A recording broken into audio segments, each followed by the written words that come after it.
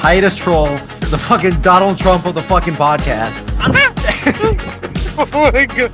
By far the worst fucking movie I've ever seen in my life. It's pretty damn bad.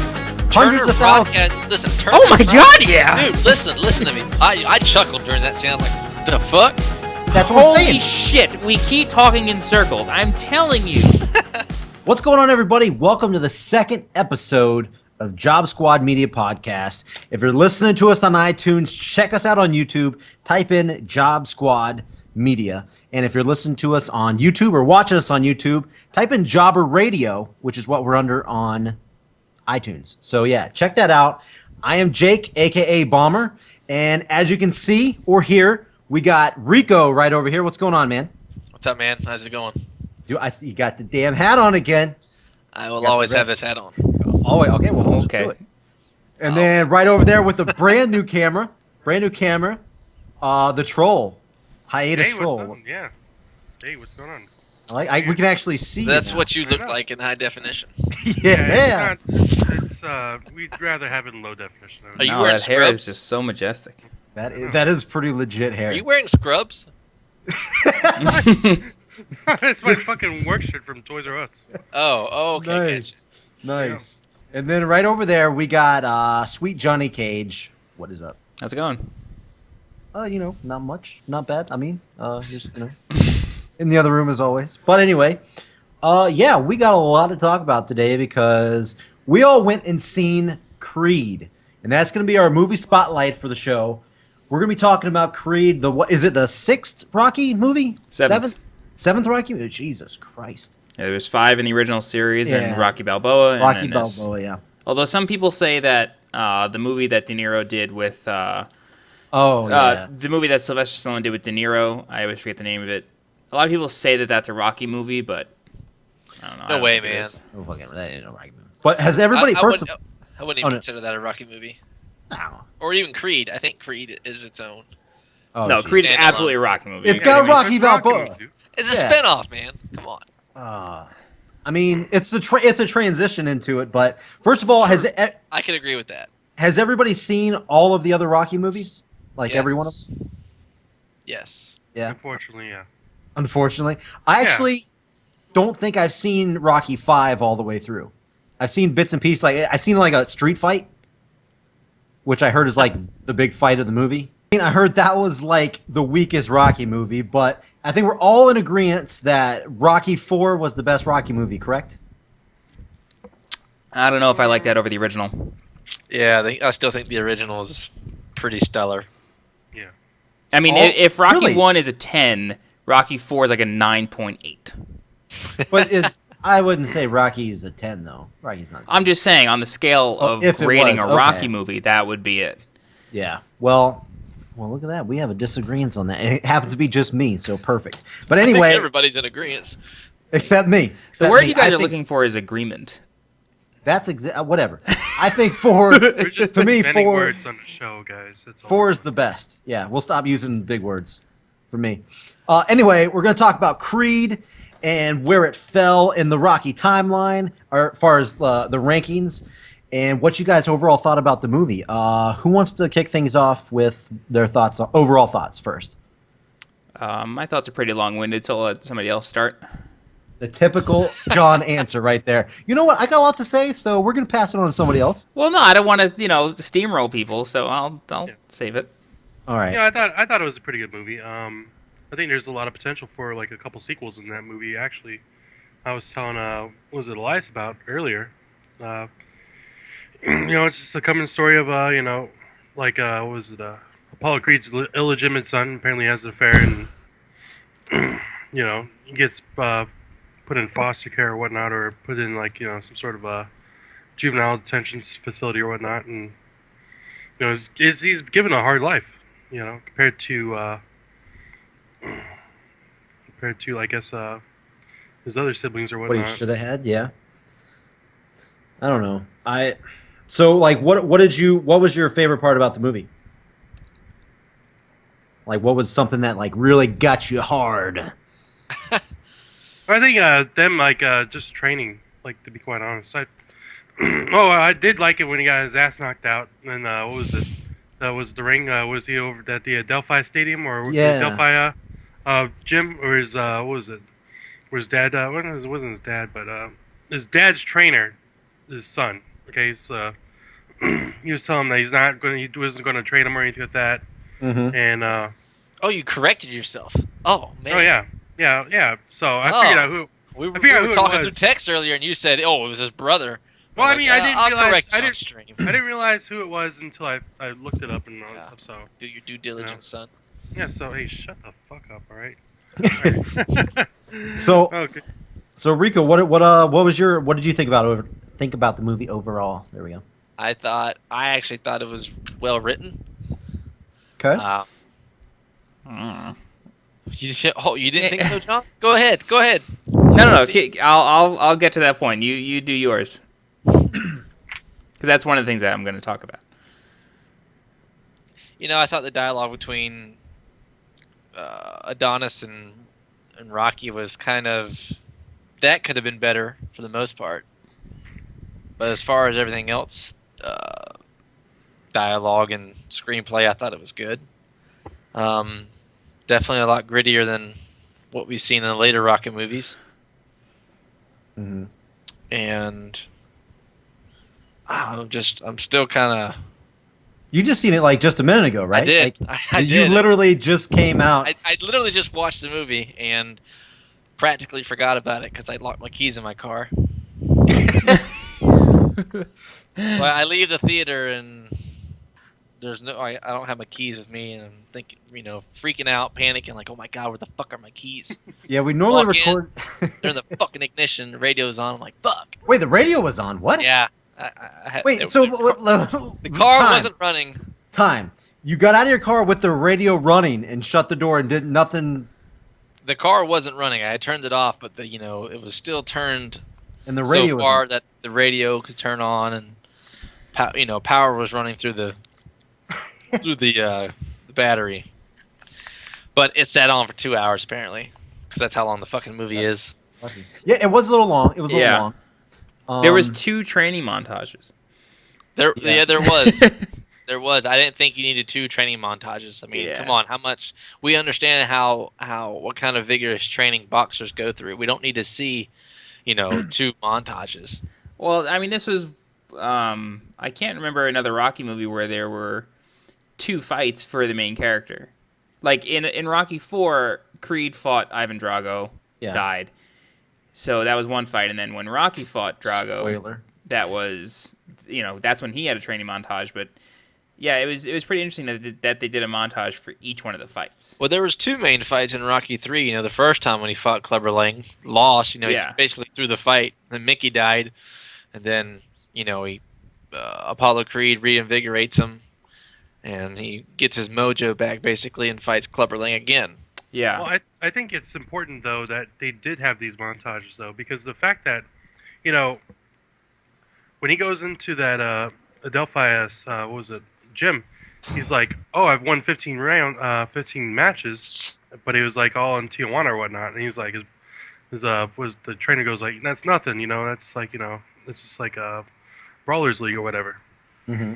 And so now he's like, when he was training there, like he was training on his own, but now he's actually training Rocky, in that first match, finally getting his feet underneath him, and then he finally gets thrusted the fight, the heavyweight champ or the light heavyweight champ on the last one. I'm like, that's a big transition from going from that first guy to the second guy. Well, And it's a similar That's a plot. good point, though. That's a real good point, because in other Rocky movies, you don't. Let's not forget the first Rocky movie. Rocky was doing pretty much the same thing. He was fighting really kind of dark matches, wasn't really noticeable, but just because of his heart and willpower, he was given a shot.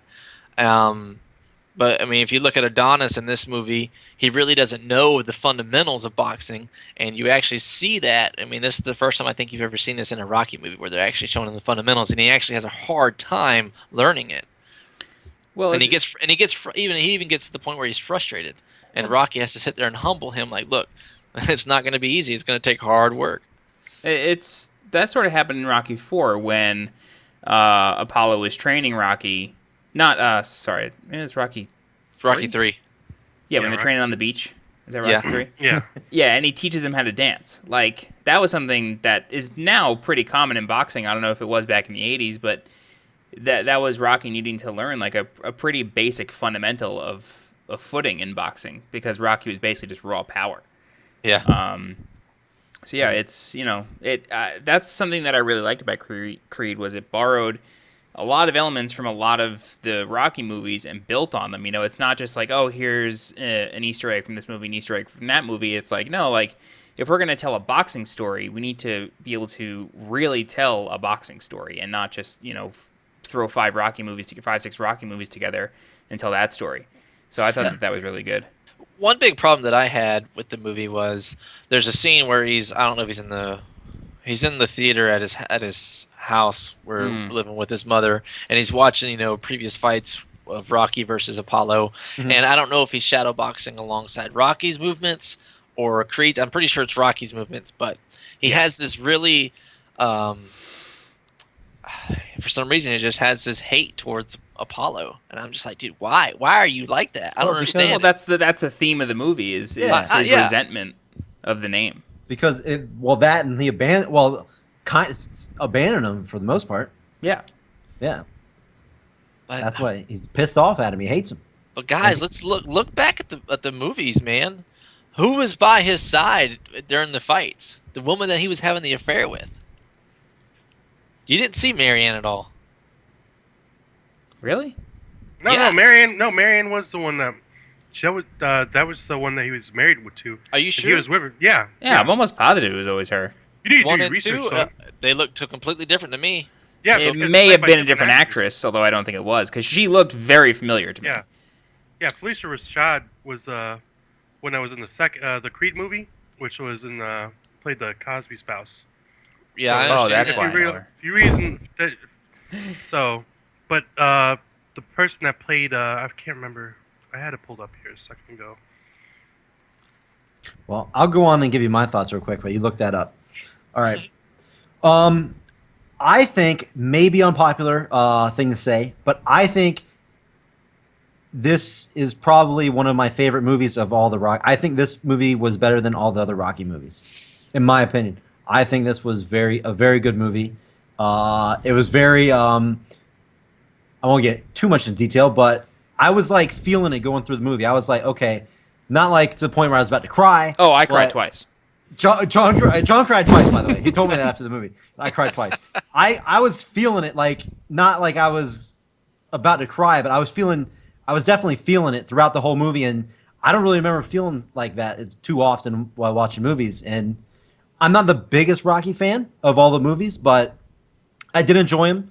But I think this was better than the Rocky movies, in my opinion. I think this was very well done, and it was a little long, but it didn't bother me at all. I really did. I liked it. I liked the actual fights. The first one, which a lot of people talk about, is the one camera shot. I don't remember what they called that. Single sequence. Yeah, they never cut. They did the whole fight in one take. I think there were some cuts, but I don't think that was one take. There's no fucking way that was one take. That's what everybody says. Everywhere. Still, though, I think there were cuts made. They were really, really, really well choreographed. Oh, don't get me wrong. Like, it looked phenomenal. It looked so real, man. It looked real, like a real boxing match. I was like, man, this looks so good, and that's what I enjoy. I saw some behind-the-scenes stuff. Sylvester Stallone put up on Instagram, like shortly after the movie came out. In the final fight of the film between the guy from Liverpool, I always forget his name, and Adonis. Mickey Conlan? Yeah, Mickey Conlan. Yeah. When Adonis gets knocked out, he's actually taking that punch. He really gets rocked in the face. Like, when he went down? That is real. Yeah. I don't know if him getting knocked out is real, but that was a real punch to the face. That's awesome. Yeah. Like, so, I mean... And it might sound cliche, but that's like part of one of the favorite scenes of my favorite scene in the movie. You know, doing the flashbacks of leading up to where he's at, and then bam, you see that flashback of Creed. The way he gets up is like, oh, holy shit! Like possessed, like motherfucker, you better and get that's up. what the announcer says. He's like a man possessed. Don't you embarrass my legacy. Get the fuck up. Yeah, that was I mean, it's so. And I like how it showed all this other stuff, but then as soon as it shows his dad, that's when he's like, bam! Yeah, and just jumped up. Yeah, that was very good. If I had to pick, what's up? Did you find that thing? Yeah, Lavelle Roby. Lavelle Roby. It was the first person to play Creed's wife. So. Is it the same? Is that a different person? I don't know. Same character, Marianne. Yeah, Marianne. Okay. So is it the same woman then? Not the same actress. No. Not the same actress. Okay, That's so why different. I thought it was different.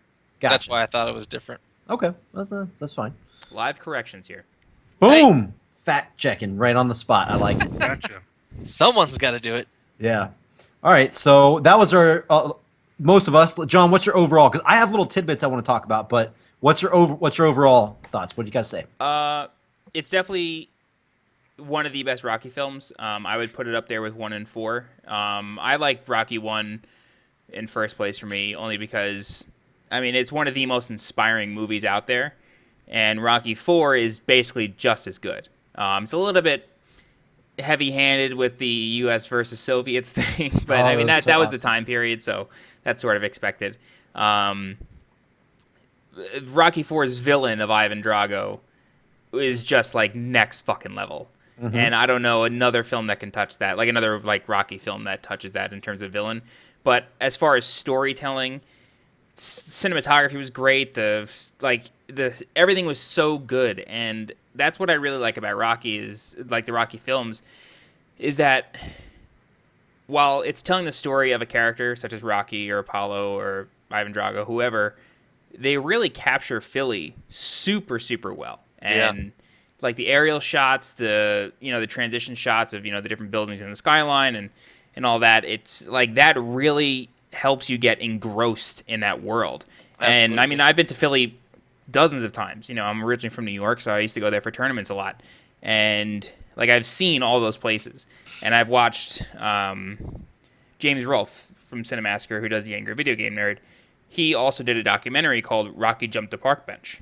Mm-hmm. And it's a location tour of a bunch of spots in the Rocky films from 1 through 5.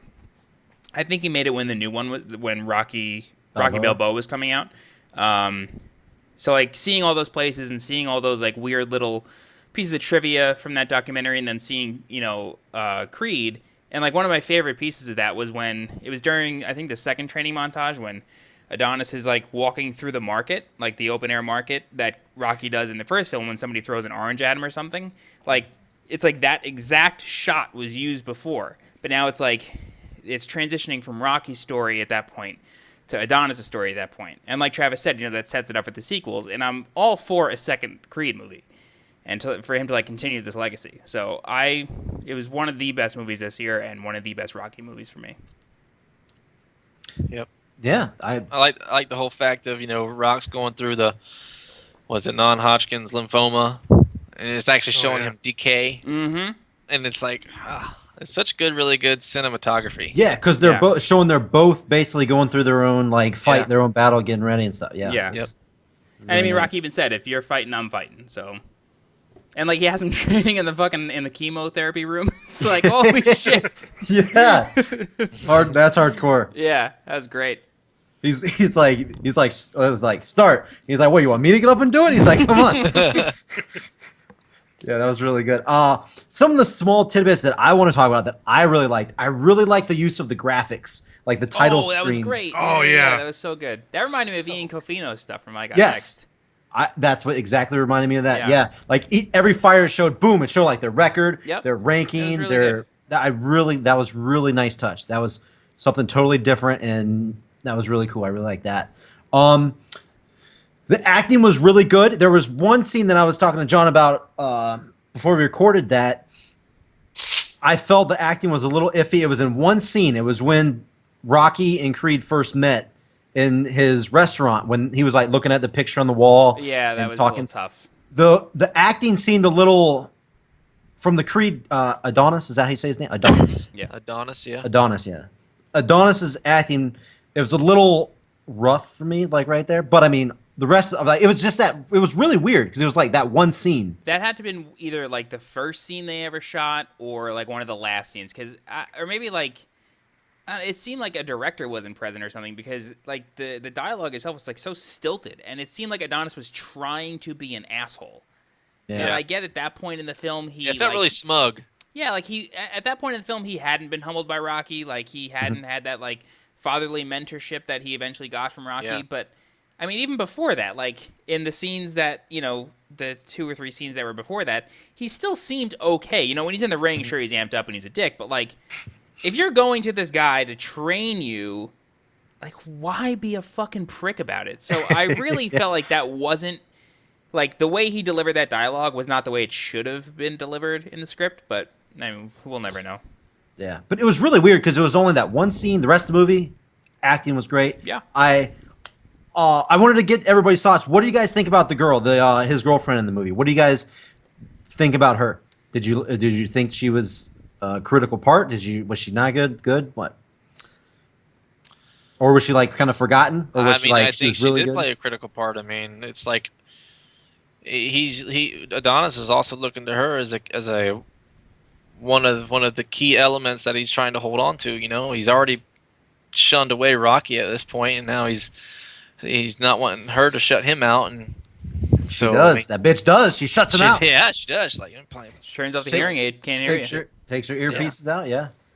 And what are your guys' thoughts on that? That because if they do go forward down the road, obviously that's probably going to play into the things.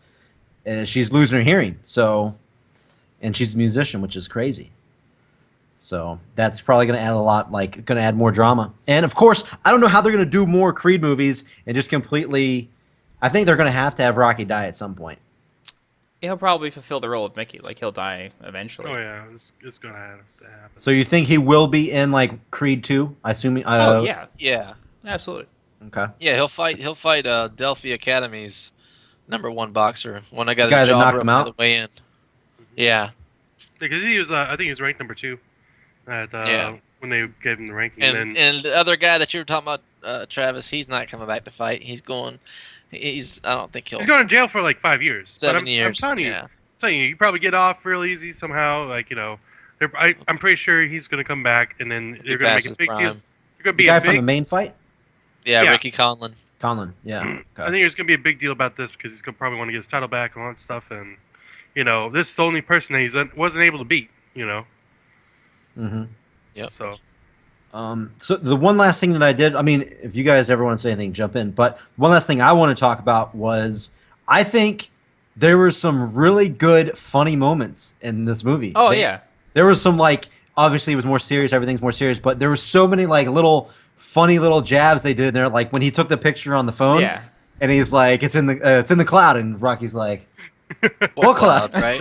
Just stupid shit like that. That was so funny. There was just so many other. There was one other. What was it? There was something else that was funny that I had in mind, but I can't for the life of me think of it. But I really like how they snuck in a lot of funny stuff, and it wasn't awkward. Usually when they do that, that's like forced and seems weird.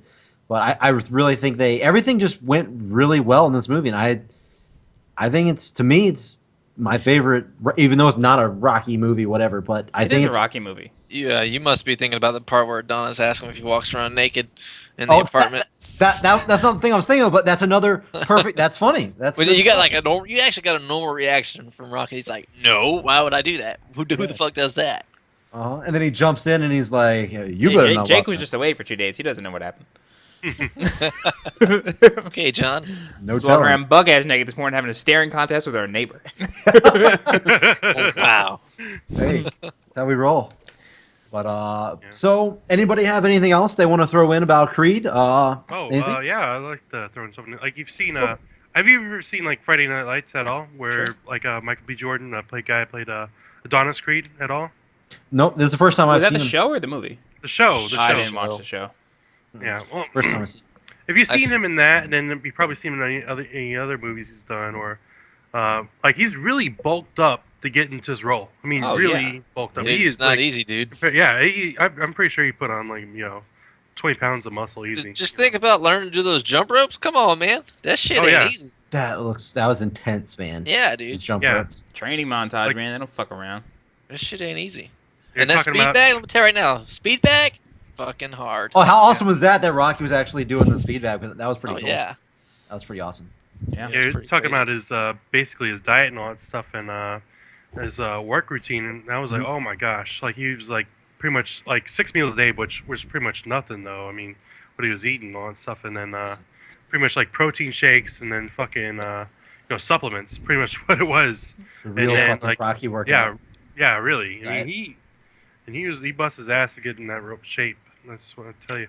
I'm happy that this movie's doing so well, especially for him, because he was just in Fantastic Four, which it seems to be impossible to make a good Fantastic Four movie. It is, yeah. And I mean, Ryan Reynolds when he did haven't Green seen Lantern, and he did a different superhero movie too. Did he? He did Deadpool. Deadpool. He's No, Deadpool. besides Deadpool. No. Maybe I'm thinking something He else. was in Well, he was, Blade. He was in Oh, Blade. I'm thinking of Chris Evans, actually. Chris Evans was in another Fantastic Four movie, and then Yeah. that flopped. So, like, They when... made 2 of those, I think. Yeah, like, when these great actors are in, unfortunately, shit films, it's really good to see them get into a film that does so well, because then, you'll see them more. So I'm really happy for him that this is doing really well. I will say, though, that his character in the beginning of the film said "unk" 4,000 times, and Oh, I yeah. wanted to punch him in the mouth. Yeah. Like, I'm really glad that they did, like, the whole Philly slang, like, how they had the explanation of what's a John, because I have Philly friends who use that word for everything. So I thought that was very funny, but I've never heard someone say "unk." Yeah, I mean, Ever. I didn't really have a problem with it. I guess I didn't really pay attention to how many times he said it. I thought it was kind of cool, given like a little nickname. But he said it so many fucking times. Well, at least he didn't say Rock. It doesn't like everybody call him Rock or just Champ, Rock. Champ, Rock, Champ. yeah. Dude, he's Yeah. a fucking legend. Like, yeah. A fictional character has a real statue at the museum. Yeah, It's dude. true. It doesn't happen. It was a movie prop, but And honestly, I think I read somewhere that Sylvester Stallone was nominated for a Golden Globe for supporting actor. He was. Yeah, he was. Yeah. That's the other thing I want to Cool. talk about. Do you guys think this would win any awards? But I guess that's the this, only one that I this will saw. win was- awards, yeah. I hope so. It was really good. So far, obviously, I actually went back and looked. I've only seen, at this point, 15 movies that came out this year, which I don't know if that's a lot or not. I don't know. But I only plan on seeing one more, which is Star Wars. And I think this is probably, my favorite movie of the year so far. Maybe Star Wars will beat it. Who knows? But Hands down. maybe. Maybe. I will say, though, something else that bugged me a little bit about Creed was the amount of product and sponsor placement was a little heavy-handed. YouTube is sort of excusable because that's sort of like a cultural thing, but the HBO Sports thing was just like, oh my fucking god, how much can you promote this? But they like I told you And earlier, I- they like I- run You boxing. have to I understand, get it. John. I get that they run is on boxing. the way out. Sure. But if you look at They don't. any other Rocky movie, and yes, they are from a different era, it was not like that. It was simply like, maybe that's just a problem with movies in general nowadays. But I felt like they did a close up on it so many times that it was HBO, and it just felt like we Well, get that's if you watch a regular. I don't know how the last time you it. watched Yeah, an actual dude, fight. I mean, yeah. It's There's literally an HBO on boxing everything. channel. Like, Wasn't it part of Wasn't it like the way it was in the Rocky Balboa movie, the most I recent didn't Rocky see it. movie? I honestly don't know. Yeah. So what, you I haven't think seen so. Rocky Balboa? No. Really? I mean, I know the major plot points. I understand that But like Adrian during died. the final but- fight, like it's like an HBO presentation. They've I could have got lived without they got the having same that. color commentary from Max Kellerman, and Oh, cool. so Yeah, I wasn't too big on the last one. It was probably probably my least favorite Rocky movie. Actually, I haven't seen 5, but I heard that's so terrible. bad. I heard 5 so was bad. basically, if There's you no want to see reason good to. boxing nowadays, you just go watch Creed, or Yeah, don't watch actual Sequels. boxing. Don't watch actual boxing. we all know that Conor McGregor is revolutionizing The the sport, right? MMA sport 14, right now. 13 seconds, right? That he beat 13 Aldo. seconds. All right, that was pretty nice. Uh-huh. But all right, cool. Well, anybody got anything else? We done with Creed? Go see it if you haven't. Yeah. Oh, If you definitely. haven't seen it? Yep. What are you doing? You're crazy, yeah. Just make sure to get your keys out of your car when you go in to go watch it. Yeah, I mean, don't get Don't lock distracted your- talking to your wife, girlfriend, whatever, Uh-huh, and then yeah. think you have your keys and just leave. Mm-hmm. 'Cause that's what I did. All right. All right. Well, let's get into our next segment, which we actually had to cut out of our first episode because we kind of goofed up on our editing, the way we recorded it. Anyway, we cut it out of our first show, but we're bringing it back. It's a regular segment. It's called the Pre-Screen Verdict, where we watch 5 movie trailers and give a thumbs up or thumbs down on, was it good? Does it make us want to see the movie? Was it hyped? Was it just absolute dog shit? And basically did it work for us? Was it a thumbs up or thumbs down on the trailer? And we're going to run through 5 of them. Not going to take too long on each one. We're just going to give a quick little couple thoughts on them and just roll through them. So, all right. We're just going to kick it off with the first movie trailer, Independence Day 2. The what is it called? The Resurgence. John, you just watched this just a couple minutes ago, right? Or did you? Or what was that? I watched it this morning. Okay. Well, kick it off. What did you think? So, I mean, the first Independence Day is just such a legendary movie, and I remember where I was when I saw it. I remember who I was with. Like, it was such an iconic movie to me. Mm-hmm. And this trailer just doesn't capture that. Like, sure, like, not having Will Smith doesn't break the movie for me because, Independence Day for me wasn't about Will Smith. The plot was good. The special effects were fucking incredible for the time. Mm-hmm. But, I don't know. I feel like this movie is, 10 years too late. The trailer just doesn't do it for me. I agree, man. I mean, look, it looks like the exact same plot, except looks like the humans have actually beefed up their army. Yeah. I mean, seriously. They use the technology, yeah. What's good is that it shows that that the human race didn't just bury it under the rug like it never happened. Then again, they fucking blew up the White House, so how could you bury that? But they didn't treat it like a Roswell landing or something. So they actually have an Earth Defense Force now, which is pretty cool. But yeah, I don't know. It just lacked. Okay. It just seems like they made it almost like a cash-in. They figured, we can make some money out of this. How?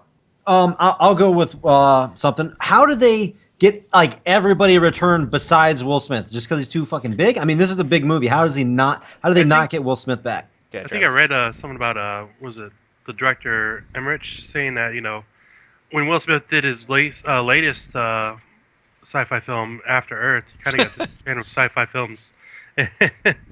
And he just kind of said no. So Will Smith just turned it down then? But he was actually really interested in doing it. I mean, I guess they were in talks about doing this for quite a while, and then he did After Earth, and then that flopped really hard, and he just didn't want to do another sci-fi film for a while, I guess. That's what I read on what was it? He did an interview. So. Right. That goes hand in hand with you get the result that you want based on the work you put in. Yeah. What do you mean by that?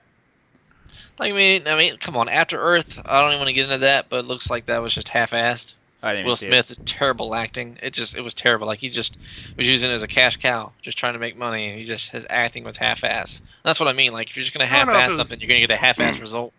I don't think it was really a cash cow. I mean, I think it was more like a catalyst to get his son exposed more into films and all that stuff.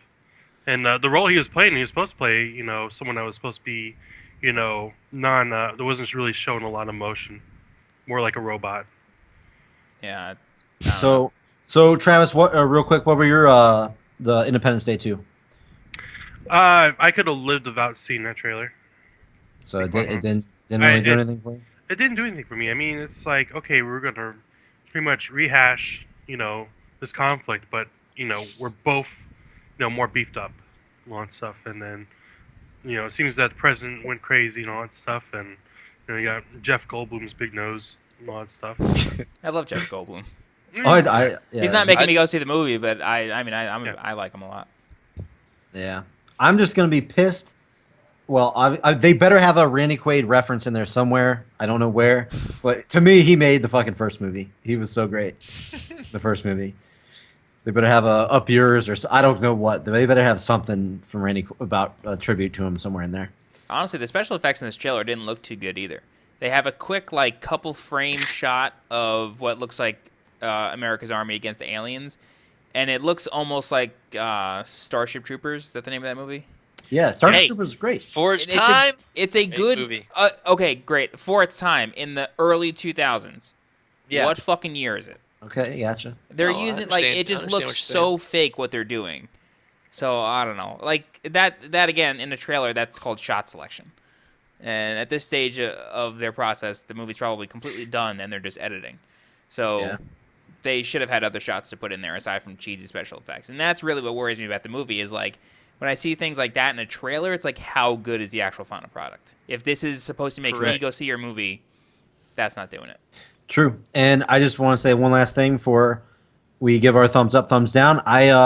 The one thing I did like about the trailer, I think it might be interesting. You see it like where they're actually, it looks like on the moon, and it's gonna be interesting.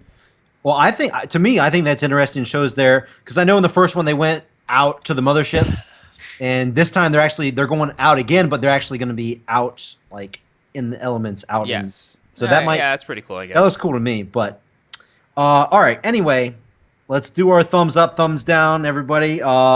Independence Day 2. What are your guys' thoughts? Thumbs up, thumbs down. Go for it. We got Troll, thumbs down. It's unanimous. Where's my thumb? Oh, your thumbs up. Sorry, I just assumed you didn't like it. And I can't. I like the first one so well. Honestly, dude, you can't top that. No, you're not going to top it. So actually, just so if you're not watching the show and you're listening, I was the only one that gave a thumbs up. Everybody else gave thumbs down. I don't know, something about it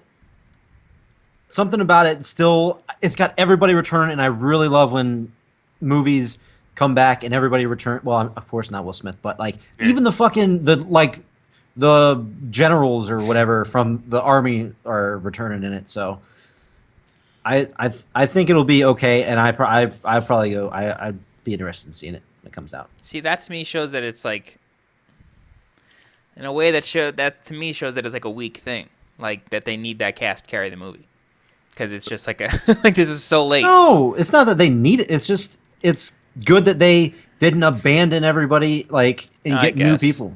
I guess. And maybe it's just more. When did the first one come out? 99? 98? 96. 96. Holy shit. 96, man. Wow. I was 8. That's crazy to think about. But anyway. All right, so let's go on to our next movie. This is gonna be interesting. Okay, The Legend of Tarzan is gonna be our next one. Fuck this trailer. Fuck this, man. Fuck this trailer. The CGI looks like absolute dog shit. I mean, seriously, dude. What happens in this trailer? Yeah, exactly. All it shows is a fucking man running with wild gorillas. It shows nothing. It explains nothing. Well, this trailer's up its own ass. We know the story of Tarzan. Come on. I've watched the Disney version. I've seen. I hope what's Brandon Fraser's going to be in it. Yeah, dude. Even looking at Phil Collins soundtrack going. Even looking at the character they casted for Tarzan, Alexander Skarsgård. Yeah, Eric from True Blood. If people want to, figure out who that is, but he's bulked up and he just doesn't look right. He doesn't look proportioned. He does look like a gorilla, but you're not going to look like that. It's stupid. It's just retarded. If you haven't seen the trailer, go watch it and you'll know what I'm talking about. There's no context in the trailer at all. Absolute dog It's just shit. they just threw shots together. Who's going to go watch that? You think people are going to go watch that from seeing that? Come on. That makes me not want to watch it. I'd probably watch it for the simple fact that, they bring Tarzan into civilization and... You need to just stop. You know what? Just stop. Hey, opinions matter, okay? Yours don't. I'm surprised they actually got some decent actors in it. How the hell did Samuel Jackson get in this movie? And Christoph Waltz. Mm-hmm. Who's that? Yep. Oh, he's the guy who played both. This guy played the Spectre guy. Yeah, gotcha. He's also in Inglourious That's Bastards. actually the first thing I recall him being in. What else was he in besides Spectre? Inglourious Bastards. That's like how he got I've never actually seen that. What'd you say? You ever seen Django Unchained? I actually haven't seen Django Unchained. Unchained. Master in that. He worked with Samuel Jackson in that. Yep. Let's play 6 Degrees of Kevin Bacon. See, I haven't seen... We're not talking about Kevin Bacon. But does anybody have... forward, every fucking episode we will say the name Kevin Bacon. Yep, that's going to be our thing. But from my thoughts, I of course, I got to agree. I watched it. My friend Glenn told me, hey, there's a new trailer you need to check out, Tarzan. You need to check it out. And I did. And yeah, that's immediately, I'm like, yeah, we're definitely going to talk about this on the show. Because... We can't. The taste in that man's taste in movies has literally decreased every year. It just dramatic decline. For and our I'm sorry listeners if you're listening to this. Don't know who Glenn if you're listening to this podcast, brother, I'm sorry, but yeah, The Happening. I remember when whose birthday was it, by the way? That was my birthday. My birthday. We wanted to go. Birthday. Yeah. We either had the choice of The Happening or The Strangers. and somehow we got swindled into seeing The Happening, which was by far the worst fucking movie I've ever seen in my life. It's pretty damn bad. Oh, is that something to do with the wind? Yes. I would never ever let that down. No. I actually hope one day, I don't know how we're going to do it, but I hope somehow one day we will get Glenn on the show because he's very funny. But It's quite a character. anyway, yeah, it's Rico's brother and our friend. So Ricochet. You know, I don't want people to call me Rico Suave. Oh, sorry, Like, that shit Ricochet. Way too much. Ricochet. Sorry, Ricochet. But anyway, yeah. So as I assume everybody, well, I don't know. Travis was saying that he might want to see it. Let's do thumbs up, thumbs down. Tarzan, guys. What do you think? For real. Trailer. Let's do it. No, bullshit. Wow. Troll. You I are don't believe it. trolling. You know, the hey, shit. sometimes some trailers that have that don't really talk about the movie. You 'Cause, lied. I mean, there wasn't really too much. All it is saying, hey, he's in the jungle, he's hanging out with apes. There's Samuel L. Jackson, there's this chick, and then he goes in civilization. That's all there is to it. There's got to be something more to this movie. I don't know, man. I'm going to tell you right now. I don't understand how you're going to elaborate on that. That's retarded. I'm going to tell you right now. I honestly believe that trailer is the plot of the movie in reverse. Probably. I really think that what that movie is going to be, judging by the last scene of the trailer with Samuel L. Jackson putting down the comic or whatever it is, calling Tarzan King of the Jungle, I really believe that the whole movie is going to be a flashback or that they need him to go to the jungle to rescue Mary Jane or something. Like, they can't... I don't know.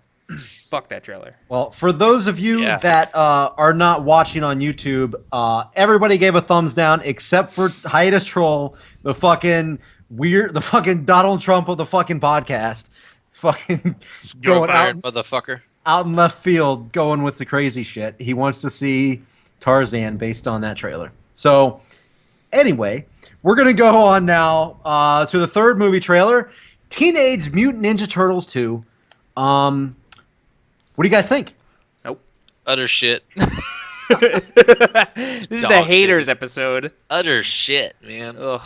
Just leave the originals the way they are. I don't think... The Turtles don't look good. Bebop and Rocksteady... No. I don't think Bebop look very and good. Rocksteady look better than the Turtles. I'll give you that. I still don't think they look very good, though. And by the way, just want to do a little shout out because I'm a big wrestling fan. Sheamus, the former world champion who just lost the title on Monday, he was Bebop. He plays Bebop. Cool. Yeah. Would have never guessed. Hey, you see like him in a smidgen of a second in the trailer. Yeah. He probably doesn't. Did you do the mocap for it, or did you just do the voice? I don't think he even did. I don't think he does the voice. So then how is he? I don't know. They just used him as an image, maybe, because whenever they're running through, like whenever they say they have like one line in the trailer, and that's definitely not his voice. I get that they're trying to do like the new age for the Ninja Turtles, but I just don't. It doesn't seem entertaining to me. I gotta hear Travis. It seems very cheesy and. It's the Ninja Turtles. I'm not gonna say Michael Bay-ish, but that's just what I get. No, that movie's absolutely Michael Bay-ish. Oh, by the way, I do have to say real quick. The very beginning of it looked. I thought it was fucking Transformers. Like when the shit comes like falling in, it looked exactly like Transformers for a second. The Michael Bay. The slow-mo scenes when the turtles are moving, how they're moving, it looks like fucking Transformers. Just replace it with Transformers. That's what it is. I'm telling you guys right now, this is a proven thing. Michael Bay has reused shots in his own movies. Oh yeah, you can look that up on YouTube. He has reused the same exact shot, like the same film strip of a shot, twice. It's weird. So it's not unlike him to like redo things like that. That's what you call being green. So I gotta hear what Travis. What do you think, Troll? What are you going with this? I love Stephen Amell for what he's done with The Arrow, and other stuff he's done. What was it? Heartland, if you've seen that before. And this right here, I don't like it. He's not. He doesn't look like Casey Jones to me. Exactly, and then the fact that the interaction between April O'Neil and Casey Jones in the trailer, I was like, they hate each other's guts in the original movie. Yeah, they do. I mean, what is with this? I mean, she's like, man, she's about to have a wet dream or something. Yeah. Just seeing him. Yeah. I'm like, we could just do without that shit. And by the way, for those of you who are watching us on YouTube, Sweet Johnny Cage, I swear to God, that is the fucking could be the stunt double for Jason Amell. Tell me, Stephen Amell. Stephen Amell. Sorry, Get the name right, brother. Sorry, Stephen Amell. Sorry, I swear to God, he looked to me identical. I get it all the time. I swear to God, he looks exactly like him. Especially when I have this stubble that you guys can't see, but yeah, I get it all the time. That's funny. So if you're listening to us, go check us out on YouTube and go look at this motherfucker. Tell me he does not look like fucking the Arrow. Hey, Jake, Yeah. can you plug our YouTube channel one more time? Job Squad Media. Check it out. Yep, Do it. there we go. Hit that subscribe button. But anyway, no. But for real, my thoughts. Yep, exactly. Exactly. The CGI was Crickets. pretty god awful, man. Crickets is Ugh. all you got. I mean, It after is.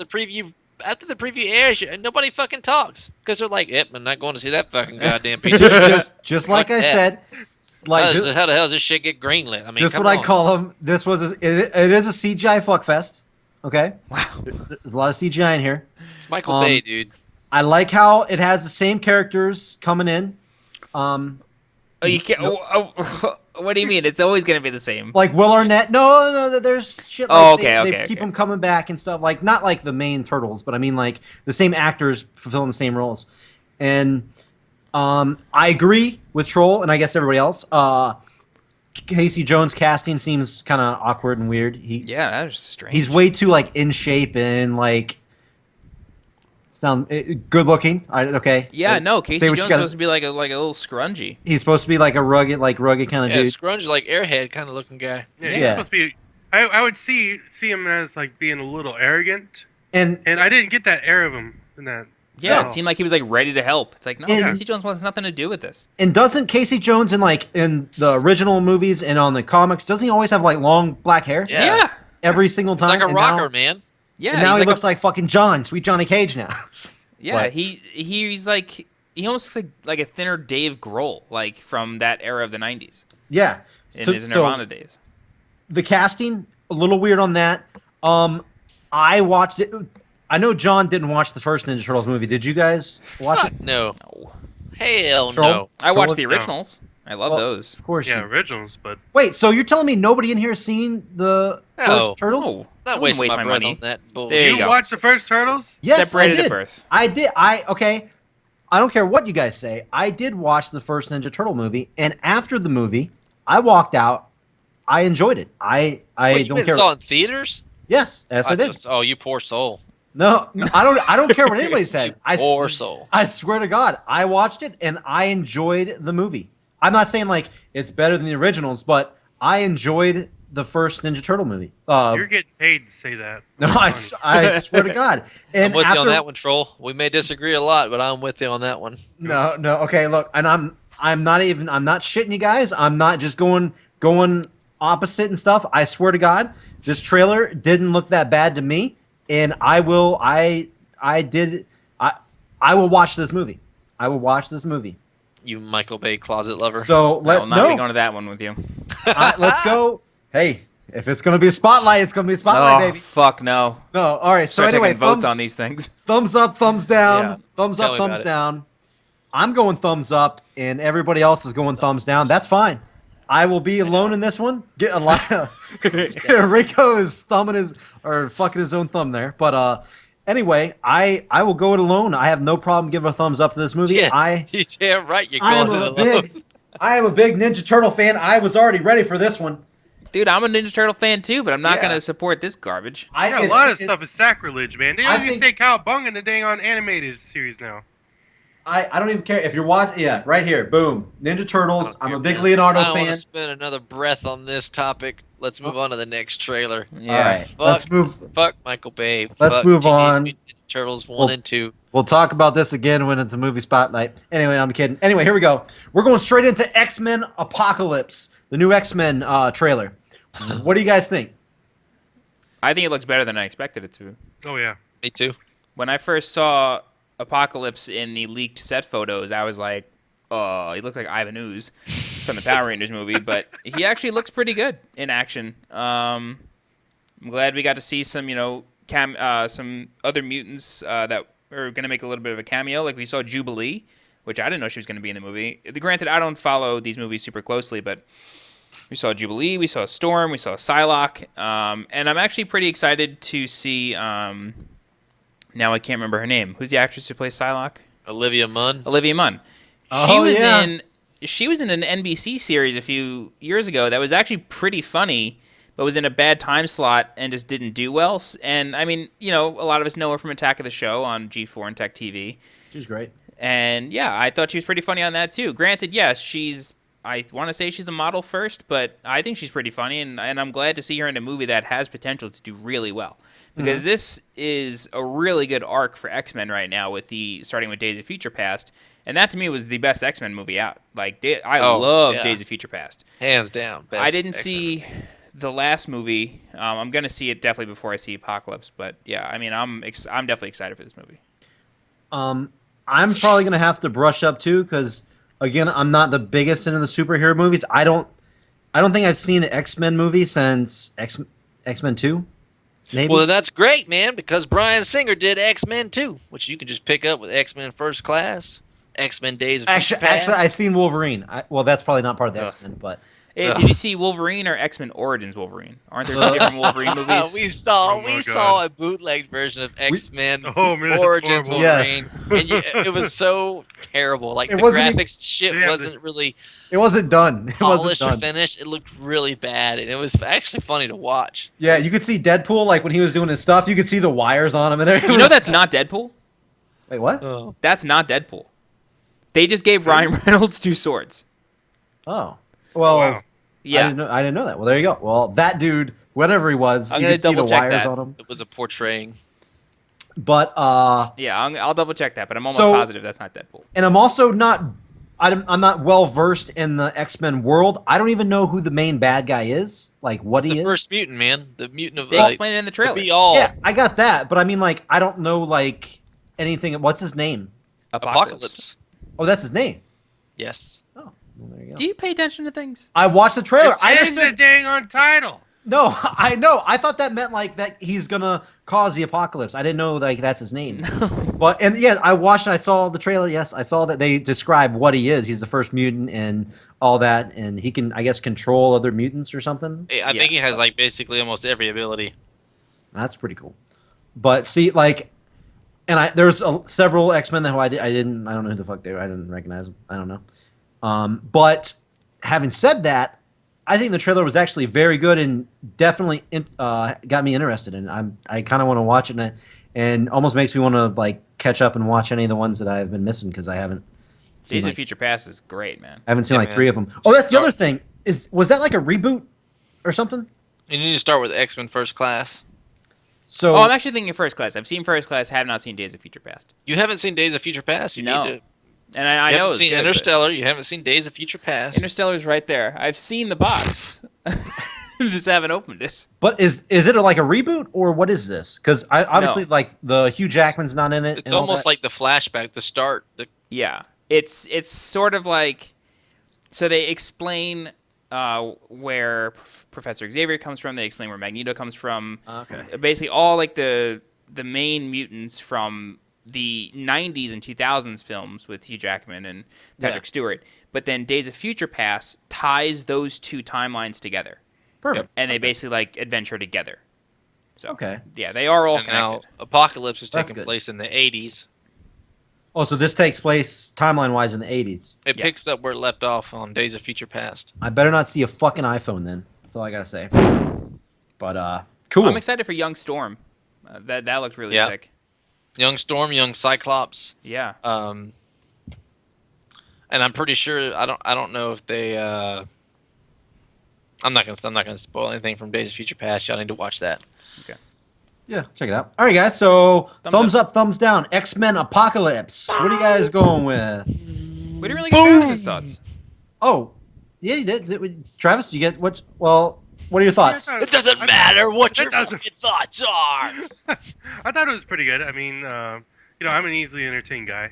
Okay, so Yeah, fucking Tarzan. okay, yeah.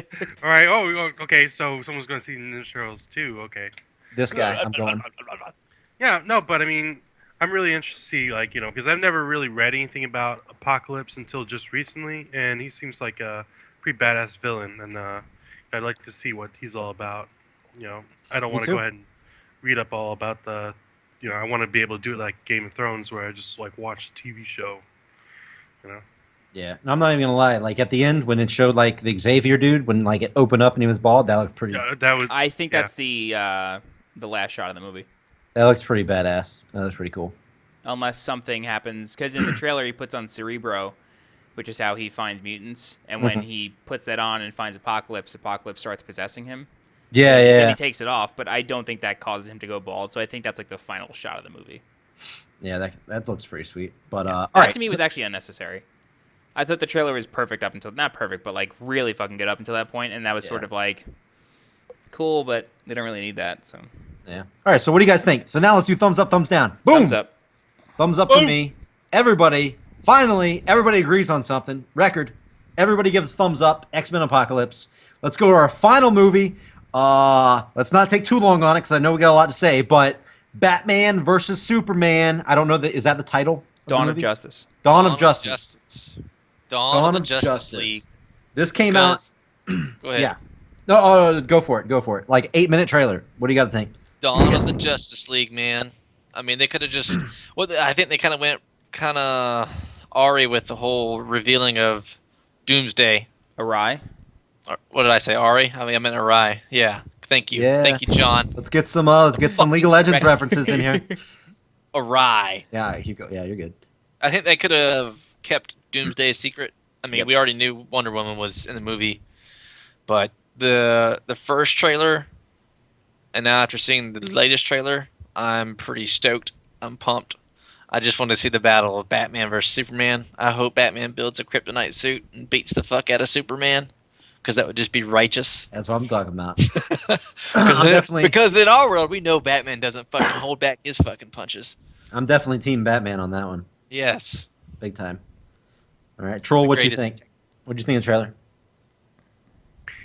Seeing the first trailer, I was like, oh my gosh, I don't know if this movie's gonna be good. But then seeing this one and all the other ones, I was like, holy shit. I'm really excited about this one. Like, it wasn't really a part of this trailer, but it was like it was part of the other trailer, like where you see, like, was it Superman? You don't really see him, but you see his Zod, his I-beams cutting through the buildings and stuff like that, and how it relates to, like, brings these movies together. True, that's pretty cool. When I saw that, I was like, I gotta see this. It's a done deal, Yeah. John? So I agree with you guys up until the second half of the trailer. I felt this trailer was too long, and it showed way too much. This trailer should have stopped when they unzipped Zod's body bag. Because after that, they revealed that it's not really a fight between Batman and Superman throughout the entire movie. Right. It just ends when I guess I don't know if Wonder Woman shows up. I don't know if it stops then.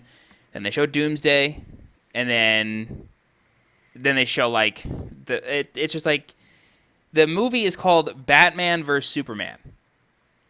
Great, it's called Dawn of Justice, and we know they're both in Justice League, but like the title of the movie is telling you it's a fight between Batman and Superman, but we are already told through this trailer that at the end of that fight they work together. Mm-hmm. So no one's dying, no one's getting gravely injured. Like, what the fuck is the point of this movie then? Just make it the Dawn of the Justice League. Like, don't make it Batman vs Superman. Like, it was almost like a bait and switch the whole time. Yeah. It just seemed dumb. And it does reveal, like, in the trailer that you already know it's a bait and switch. Yeah, and I think it would have been cooler to show that in theaters because, like, okay, just say while Batman, I don't know if this is what happens, but just say Batman and Superman are fighting, and then Doomsday, like, comes through a fucking building or something. And then they're like, oh shit, we gotta work together. That's a much better way of revealing that plot point than in a trailer. Like, sure, show Wonder Woman, that's fine. And it was sort of like a funny joke, like, is she with you? No, I thought she was with you. Like, that's funny. Like, that's fine. I don't know if I would have shown that in the trailer. I'm a big fan of showing less in trailers than they do these days, but That's fine if you want to show that. Cool. I mean, put a joke in there. And I think Lex Luthor, Jesse Eisenberg, I think he's a great Lex Luthor. I Boom, think he's that's what I was gonna really talk fucking about. funny. He looks really good in this. Yeah. Very over the top, just very crazy. I mean, he's no Gene Hackman, but different era.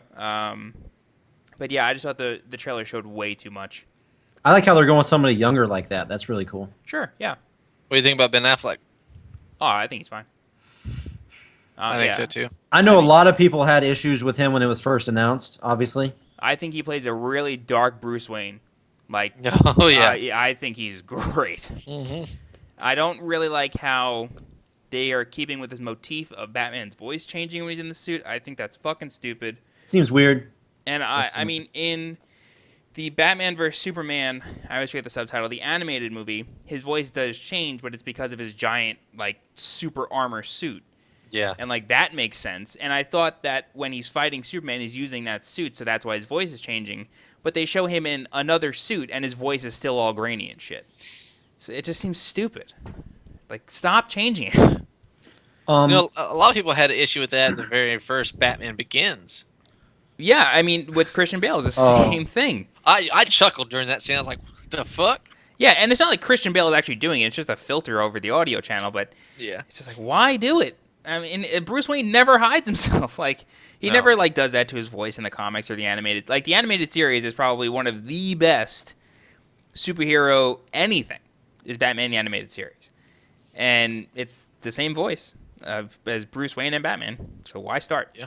I have a big question. It may be super simple, but there's a scene in the trailer where you see the, like, I assume it's Batman's suit. I'm not 100%, but it's got written on it, "Ha Batman, joke's on you." I think that's when... Is that Riddler, or am I crazy? No, I think it's Joker. Joker. So it's a Joker reference. But it's a reference to a fight that they had in the past. So I'm not super up on Batman or most superhero things, but just like hearing from friends, that's apparently from a fight that they had before. So this is like this isn't like another Batman origin story. This is much later in Batman's life. Yeah, he's Okay. like Batman's like done. He's like, I'm not being the Caped Crusader no more. Yeah. And then when he sees Zod and Superman fighting, he's like, what the fuck? This shit's got to be stopped. So timeline wise, this is after the Riddler, after the Penguin, after Joker. This is like after all this shit's already happened. Right? I don't know exactly where it falls in the timeline, but I've heard that suit is from when one of the Robins dies. It's probably, I want to say Jason Todd, but Yeah, Who's that? So- What? Jason Todd? that was the name of one of the Robins. one of the Robins, Joker beat him over the head with a crowbar, I think. Yeah. Gotcha. Yeah. Okay, because that's one thing. I was like, is that another fucking character that we're gonna have that they haven't announced yet? Well, this film and the next Justice League film ties into Suicide Squad, okay, so we'll find out gonna more in be- those movies. So it's gonna be that Joker probably that plays the Joker, right? Jared Leto, yeah. Yeah, Leto, the fucking cracked out dude, right? Yeah, Well, that's another discussion for another time. yeah. But That has Will Smith too. Two Will And he Smith looks references. terrible. We God, can't even talk it's- about that movie. We can't No. talk about it. Whatever. we'll talk. We'll talk about it later on. But anybody have any? Oh, I didn't really give my my thing on it. I saw the Superman movie, the latest one, really late. I saw it way after it came out. It was actually pretty good. You saw Man of Steel? Yeah, the last one. We saw it over at Glenn's house. That's It was- right. It was on at Glenn's house. Then that's when I saw it. Fucking I didn't see great the movie. very beginning, but I saw a good enough amount of the movie. It was like 90%. But it was pretty good. The Superman dude, he seems good. I don't know. I think this trailer, though long, reveals a shitload. I don't think everything you see in the trailer is going to be used in the movie. Of course, like a lot of trailer stuff, they don't include some of it in the movie. But as somebody who isn't the biggest into superhero movies, I think the trailer is pretty good. It's got me pumped up about it. Obviously, there's a lot of shit look like it's going on, and a lot of people are always joke around, movie better be fucking 5 hours or whatever. Yeah, well, that's another problem. Is like, I mean, you have to build up the story. You have to have them fight. If both of those aren't, I don't know, like the fight sequence has to be at least 10 minutes Yeah. of just fighting. I think that movie's gonna be close to 3 hours. It might- I'd I- say Dragon Ball 2:15 at Z the most. episode. I see it easily being 2:45, 2 hours. I can see that. with everything that looks like it's going on in it. I can see that. But in the trailer, you see a scene where it shows Bruce Wayne's parents getting killed, I think, and I'm like, please, are they really gonna go and show that story part again? You've seen that like 25 times in movies. I hope they don't do too much on that. I hope that's like a little snippet that they use, but I hope they don't go into the full origins of Batman, show how he's had a fucked up life and stuff. And I hope they just get into it. But I think, for me, the trailer works. It's a little long, of course. We're talking about the newest one that was released, and it works for me, guys. It does work for me. And I am a Batman fan, not a Superman fan, but I am a Batman fan. So Damn right you are. So everybody, thumbs up, thumbs down. Unless you want to add something real quick. Anybody? Nope, I'm ready. Let's do it. Thumbs up, thumbs down, guys. How'd this trailer do for you? Thumbs down. Thumbs down. Sweet Johnny Cage with the thumbs down. I'll see it, but I don't like the trailer. Everybody else, thumbs up. I give it a thumbs up. So does Troll and Ricochet. I think I'm calling it. After the Star Wars special, the next movie spotlight's Interstellar. I'm tired of John having to fucking movie in the packaging that he hasn't even fucking watched it. Movie spotlight Interstellar. We'll talk about it. We'll talk about it because I haven't seen it either. I know you don't freak out. I haven't seen it either. But yeah, I definitely haven't seen it either. So there we go. That is our pre-screen verdict. We're gonna do one of these on each episode, and yeah. Well, since you actually talked about it for a second, yeah, just real quick. I just want to brush on it. We're gonna be back next week for a Star Wars special. I know we're normally bi-weekly, but we're actually gonna change it up just for this because Star Wars, guys. I mean, it's a pretty big fucking deal. It's a pretty big man. deal. Try not to get too excited. I know you. I'm like a little squealing like a boy, man. I love it. Anytime I watch any of the Episode 7 trailers and the Millennium Falcon flies by and that John Williams score comes up, my hair stands on end. And I get like teary-eyed. Like I said to Jake the other night when we watched Creed in the theater, like I cried twice in that movie. Like as the older I get, the more emotional I get for movies for some weird reason. I don't know what it is. That's when you Dude, don't movie, watch though. Interstellar then because you're going to be needing fucking a wash rag or whatever. You're gonna need a wash rag. It's mainly just like stories of people like chasing a dream that gets me. I don't know why that is, but Dude, you're going to fucking cry then when you watch Interstellar. but I'm gonna bawl like a little baby. for Star Wars, man, like I have we'll get into this next week, but like I have so many memories of Star Wars. Like it's just and I'm so glad that like yeah, sure, episodes 1, 2, and 3 weren't that great, but like every generation You got to now, save it for the show, man. This is such like a monumental thing that every generation has a Star Wars series now. Yep. So, yeah, we'll get to that next week though. Yeah. So next week we will be coming out with a new episode, all Star Wars. That's all. We're not gonna have a pre-screen nothing. It's gonna be all Star Wars. That's gonna be our movie spotlight, and that's what we're gonna talk about. So, all right, we're wrapping up the pre-screen verdict, and we're gonna go now. Jump out of the movie world. I don't think we have anything to talk about TV wise this week. Does anybody have anything TV? I don't think so. Anybody got TV? Nah. Nope. No TV. Travis, you got anything? Joel? No. Nope. Cool. Well, let's go. And like he's like, nope.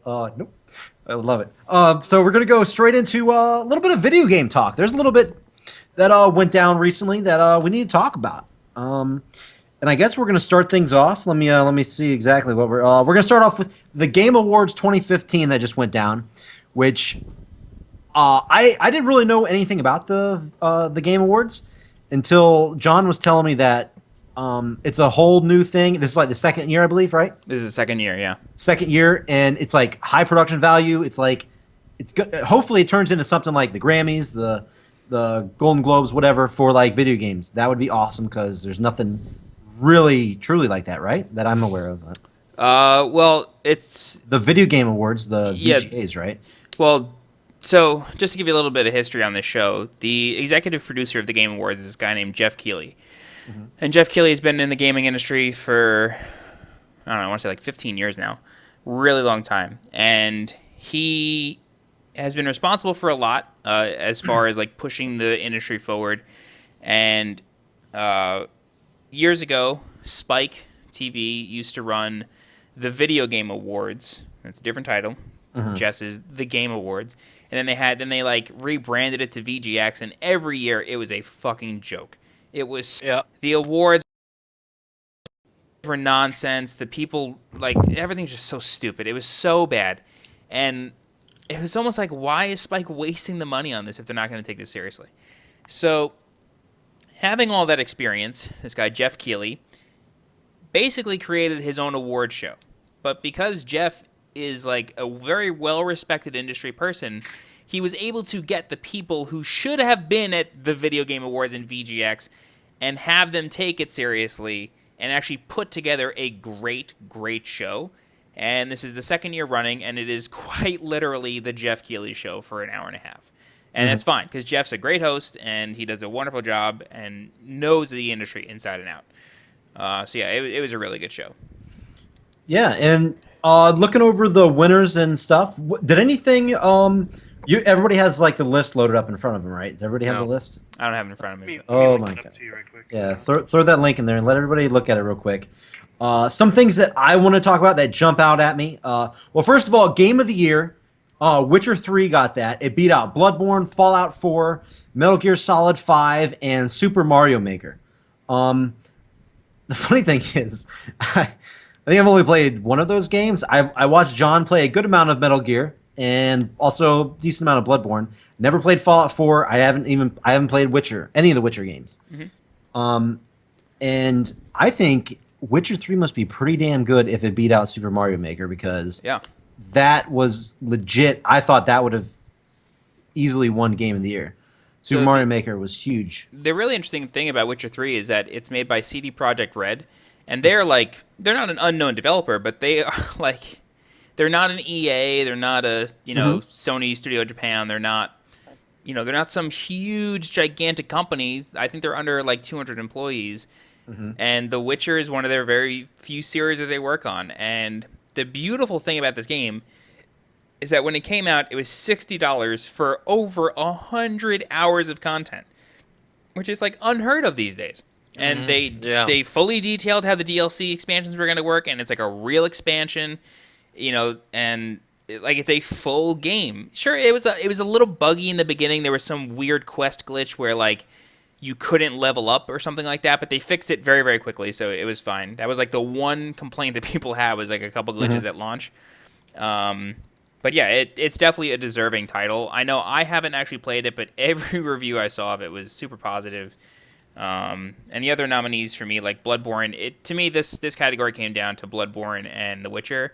Metal Gear I thought shouldn't have even been nominated because the game wasn't finished. Mario Maker, Metal Gear. Okay. Yeah, like that game was released unfinished, and that's pretty well known. Mario Maker to me is sure. I mean, it's a really, really cool title, and I think it's just finally innovative. I know people have been talking something about it for a while. Yeah. And I think after playing it, it looks like they pulled it off perfectly. Sure. Yeah. I mean, and they sort of like embraced this like online community that was already in existence with Lunar Magic, which is the Mario level editor on PC that uses Super Mario World. And that's where you see all those crazy difficult Kaizo levels and like the nonsense that people pull off. And it's insane. But like a lot of opinions that I've been reading from the Mario Maker community is that you can make harder shit in Mario Maker than you can in Lunar Magic because of how easy it is to use. And Nintendo even put like some silly shit in there, like how, like, not only how you could like change if you're using like the original Super Mario Brothers or Super Mario Brothers 3, Super Mario World, like whatever, or a new Super Mario Brothers, like you could always change the physics and like the backgrounds and everything, but like the fact that you have the new turtle shell helmet allows you to do like weird shit. So like they sort of like threw this stuff in there. I don't know if they knew what they were getting themselves into, Nintendo, but people were able to create even crazier of levels with this game, and they like really knocked it out of the park with it. And it actually did. It went on to win Best Family Game. So, I mean, it did win something. So I mean, when you're up against like Mario Party, and this year's sucked. So, yeah, I mean, well, it beat out Disney Infinity 3, which was that the Star Wars, or was that was the Star Wars one? Yeah, Lego Dimensions, which to me looks fucking awesome. I haven't played it, but it looks awesome. Splatoon, which is a great game. That's a good game. Skylanders, never played it, but the kids love. I know like young kids love that. Evil. But what? It's evil, man. Evil? For you probably fucking hate it. Well, actually, if you notice a pattern in that category, 3 of those games, Disney Infinity, Skylanders, and Lego, are all games with figures, which is basically another form of microtransaction. Yeah, I call those the 3 evils right there. And you know what? I mean, they're cool games, but it's interesting to see that a $60 title beat out these monoliths of printing money. So Yeah. that is what stood out to me. And that's actually, I noticed this the other day when I was I think I went to Toys R Us. And I noticed a very weird trend. Like, there was 3 aisles in the gaming area, and literally it was nothing but like figures. Yeah. I'm like, this is the gaming area, and there's literally like nothing at all on the shelf besides like Disney Infinity figures. On the other side was entirely Skyline. That's like And Amiibo. Amiibo. There was a section for Amiibos. That's like becoming like a huge thing. Mm-hmm. Yeah, that's like my day every day, you know? Yeah. I have to go through work and see all that shit. Travis, you got to move your mic down. Oh, What's up? there you go. Yeah, I was... Chick, if you ain't hearing me. Yeah, no, I mean, I go into work every day, and it's a normal thing. I mean, we got pretty much like, you know, like Jake said, you know, we have aisles of, you know, the Amiibos, was it the new Dimensions Haunt stuff, and then was it Skylanders, and then the Infinity, and then also on top of that, we got that place all throughout the other store, you know, in a feature shop area. I mean, we're just trying to promote that stuff because it is a big market. And it is a big market. I always notice how the shelves are like usually always full. Do those sell good? Yeah, I mean, they sell pretty well. I mean, we have we always have stuff in the back, just extra stuff for them. Gotcha. Go ahead So you and just make refill sure you that. stay stocked. Yeah. Okay. That's what I was also kind of worried. Like, well, I mean, not that it bothers me or affects me really, but that they're always like the racks are always full too. So I'm always wondering whether or not the shit's selling well. Yeah, we were like during Black Friday, we had like a really good sale, and those got emptied out, but we replenished that pretty well. You know, Okay. So. So did anything jump out to anybody else? I do have one thing I want to talk about, but I want somebody else jump in if you want to. Any of these other awards that people took home? Did you notice anything? Anything you want to talk about? Esports Team of the Year. I don't think it should have gone to Optic Gaming, but I don't keep up with Call of Duty. And this is an American award show. But, I mean, Optic Gaming... I mean, I know that I really just follow League of Legends and a bit of Hearthstone and very little Dota and a little bit of Counter-Strike, but that just seemed like a strange award to me, especially given the panel of judges. So, I don't know. It seems like, I mean, Fnatic had a really crazy story this year in League of Legends. I mean, EG, was it EG who won the International and beat China? Like, that became a meme. Yes. Like, so one of those two teams I felt should have won that, but whatever. Yeah, I mean, Evil Geniuses, I feel they lost a lot of their heat when they sold their league team. But yeah, but I mean, obviously they're that's still... not all they do. They do tons of they do everything else. Yeah. They're one of the bigger esports teams out there. They have teams for fucking everything. StarCraft 2, best game ever, by the way. Well, is that who you felt should have won? Probably Evil Geniuses. Yeah, either EG or Fnatic. I thought should have won. Yeah. Anybody else? Do you guys have anything to say about the esports team of the year? No. I mean, Team Solo Mid has been making big waves. I think they've been buying up teams. I mean, as far as team of the year, I mean, they won NA and LCS. No, they didn't. CLG won. Uh-oh. Right. Someone to get the facts. Sorry. Fact check. Good. I was there. I was at Madison I Square Garden forgot. for that. I forgot John was actually there. Sorry. They've won. Good job. They've won different years, but not this past year. Sorry about that. They did make. They won it to Worlds. spring They did make it to Worlds though. because they won spring. They won spring. Thank you. Okay. They won something. God damn it. Or did Cloud9 win spring? Yeah. Maybe I don't Cloud9 think- won spring. I don't fucking know. I don't think it was Cloud. Anyway. I don't watch enough Call of Duty, so I have no idea how. I know Optic Gaming is definitely a well-known team, but Yeah. It just seems strange to me that they won. and SK Telecom is literally up there because of League of Legends. They won Worlds Yeah. easily. Well, didn't Faker win Person of the Year? Esports No. Player of the Year? No, he didn't. That went It to was Kenny S. Kenny S. From Team Envious, which I am not too familiar. I don't know what that is. Is that another Call of Duty? Or is that I don't fucking know. Counter-Strike? A big CS:GO team. Maybe. I figured it probably would be. Did they win? I don't know anything about the... I have no idea. Yeah, so anyway, this is what leads me into what I want to talk about, which was Esports Game of the Year. Counter-Strike Global Offensive won over Call of Duty, Dota 2, Hearthstone, and League of Legends. You guys, already we've talked about it, you guys have agreed that Counter-Strike Global Offensive should have won the award, and rightfully so, in your opinion. And not, which how in the hell does League of Legends not win that award? I want from you guys, I want you to tell me how the fuck League of Legends does not win Esports Game of the Year. It is revolutionized. It is changing esports. Obviously, it's not the first thing to jump in and make esports big, but it is making it. It's going from fucking down here to all the way up here. Honestly, I think CS:GO. Have you been like watching any type of CS:GO matches at all? Yeah, if you haven't watched I CS:GO mean, match, any you should. CS:GO streams? Like even if you're just watching a regular CS:GO like streamer that's playing like a ranked match or whatnot, I mean, that's some really involved shit. Okay. Oh, I'm not saying like it sucks. I mean, obviously, I played the game. The game's fun. I mean, obviously, I'm not great or anything. Yeah. The game is fun. It's a good game, but you're okay. Let's just go right here. Let's talk about this. What kind of are they pulling League of Legends Riot Games numbers? Yeah. They are. Yes, dude. Hundreds Turner of thousands. Listen, Turner. Oh my God, yeah. Dude, listen to me. Turner Broadcasting is planning an esports league that's featuring Counter-Strike. It's going to be on TBS. It's going to be on TV, I know. dude. I You don't do. see League of Legends on TV. Well, Not no, regular- the finals not- are on not- ESPN. Not every Friday night. Yeah, that's true. Yeah, I was There's about to going to say. be two 10-week seasons annually.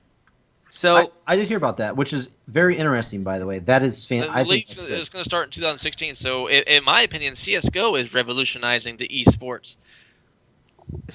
this year, right? Because the Game Awards was for 2015. Yes. League of Legends hasn't exactly pushed the envelope since 2013. Right. I'm not saying that Riot is not doing amazing work. God knows I'm doing work with them with Well Played, like my regular day job. And yeah, like we're doing amazing work with Collegiate League of Legends, and Riot is constantly moving forward. Yeah, that But- reminds me. How many scholarships Counter-Strike give out right now? It's like I don't know. exactly. Anyway, I keep don't going. know. Keep going. You don't need a scholarship to play. Dota, I get a don't chance. follow Dota basically at all, so I can't speak on that.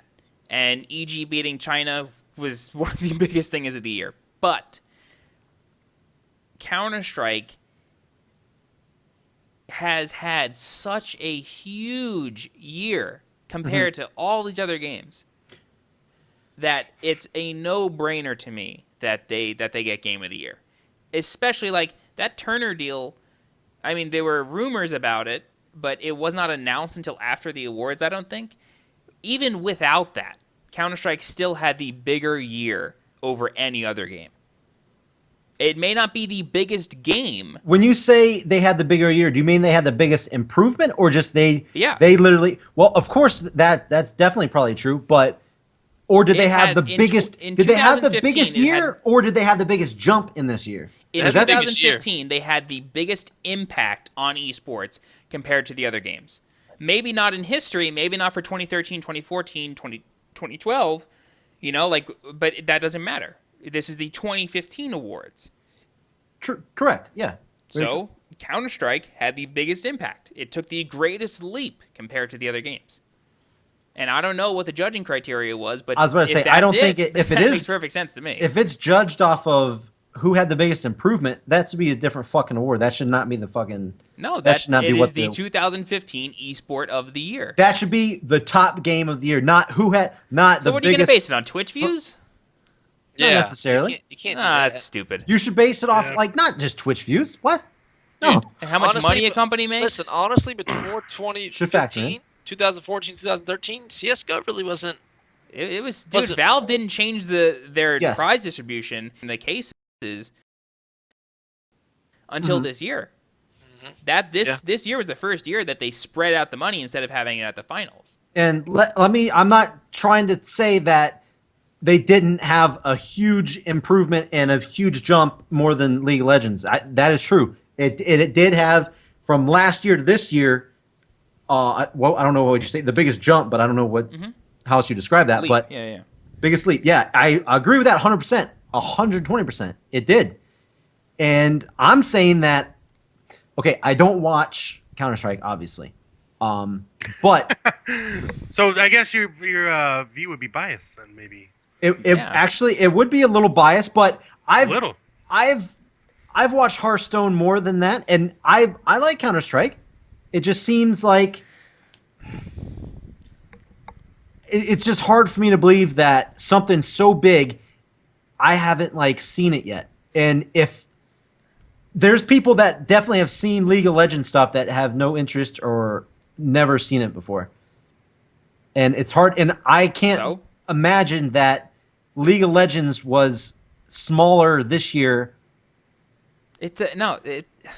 It has nothing to do with it being smaller or not. So League of Legends. Okay, tell me something huge that Riot did this year with League of Legends in terms of engaging the audience. What do you mean? They're just gradually increasing. Right. Interest is generally increasing, but nothing. Riot didn't change any sort of strategy this year in terms of garnering new players. I agree. No, they didn't really change anything. They're constantly fucking right. Nothing in that game aside from the in-game meta, which is not. It can't be a factor in this. Changed. Nothing. No. Production value didn't really go up for the LCS. I don't watch OGN or LCK or any of that stuff, but as far as EU and NALCS production really didn't change too much. That's not to discredit, not that we probably have these people listening, but that's not to discredit any of the work that's going into it, because I know a lot of the work that goes into it. Yeah. But watching the 2014 LCS and watching the 2015 LCS at home, the normal weekly stuff, didn't really change. Granted, yeah, the fucking summer finals are at Madison Square Garden. That is fucking insane. But again, that is not such a huge leap in the grand scheme of things of what League of Legends has done. They had the World Finals in a fucking soccer stadium last year. Exactly. Okay, now take a look at Counter-Strike in 2014 and Counter-Strike in 2015, and it is fucking miles apart. We're not talking about 2014. But right? you have to take into where it starts in January of 2015. 2015, yeah, 2015, okay, so, not 2014. So take League of Legends January 1, 2015, take Counter-Strike January 1, 2015, and then tell me where they are at the end of November in 2015, and tell me which had the bigger leap. It's not about the why do you but think that's it's about what the it leap? is. That's the judging criteria. Says who? What? That doesn't make sense though. It shouldn't be. That should be a separate award then. No, it shouldn't. All right, Rico. Ricochet. Ricochet. Troll. What's going on here? Should it be about the fucking leap, or should it be about what is the biggest game of the year? Not about the leap. What is the? Well, if you're saying thing? what has been the biggest game of the year, it's obviously Counter-Strike. It's been the most popular. So you're telling me that is more popular? That's been more popular this year than I don't know if it is attracting so many more young adults. Okay, yeah, that'll give you. It has absolutely had the biggest increase in player base, percentage-wise. Absolutely. If that's what we base it on, I agree 100%. It has had the biggest leap. Yes, I never said it didn't. I agree with that 100%. But I don't think that's what the award should be based off of. It should not be. So then you have a different argument. So you're telling me. Hold on. So you're telling me, 2016. Okay, 2016. Say Splatoon. Say Splatoon 2016 next year. Say no. I'm just. Oh my god. Okay, I don't care. No. This is a fine example. It doesn't matter what game. Fucking ABC. We'll say Splatoon.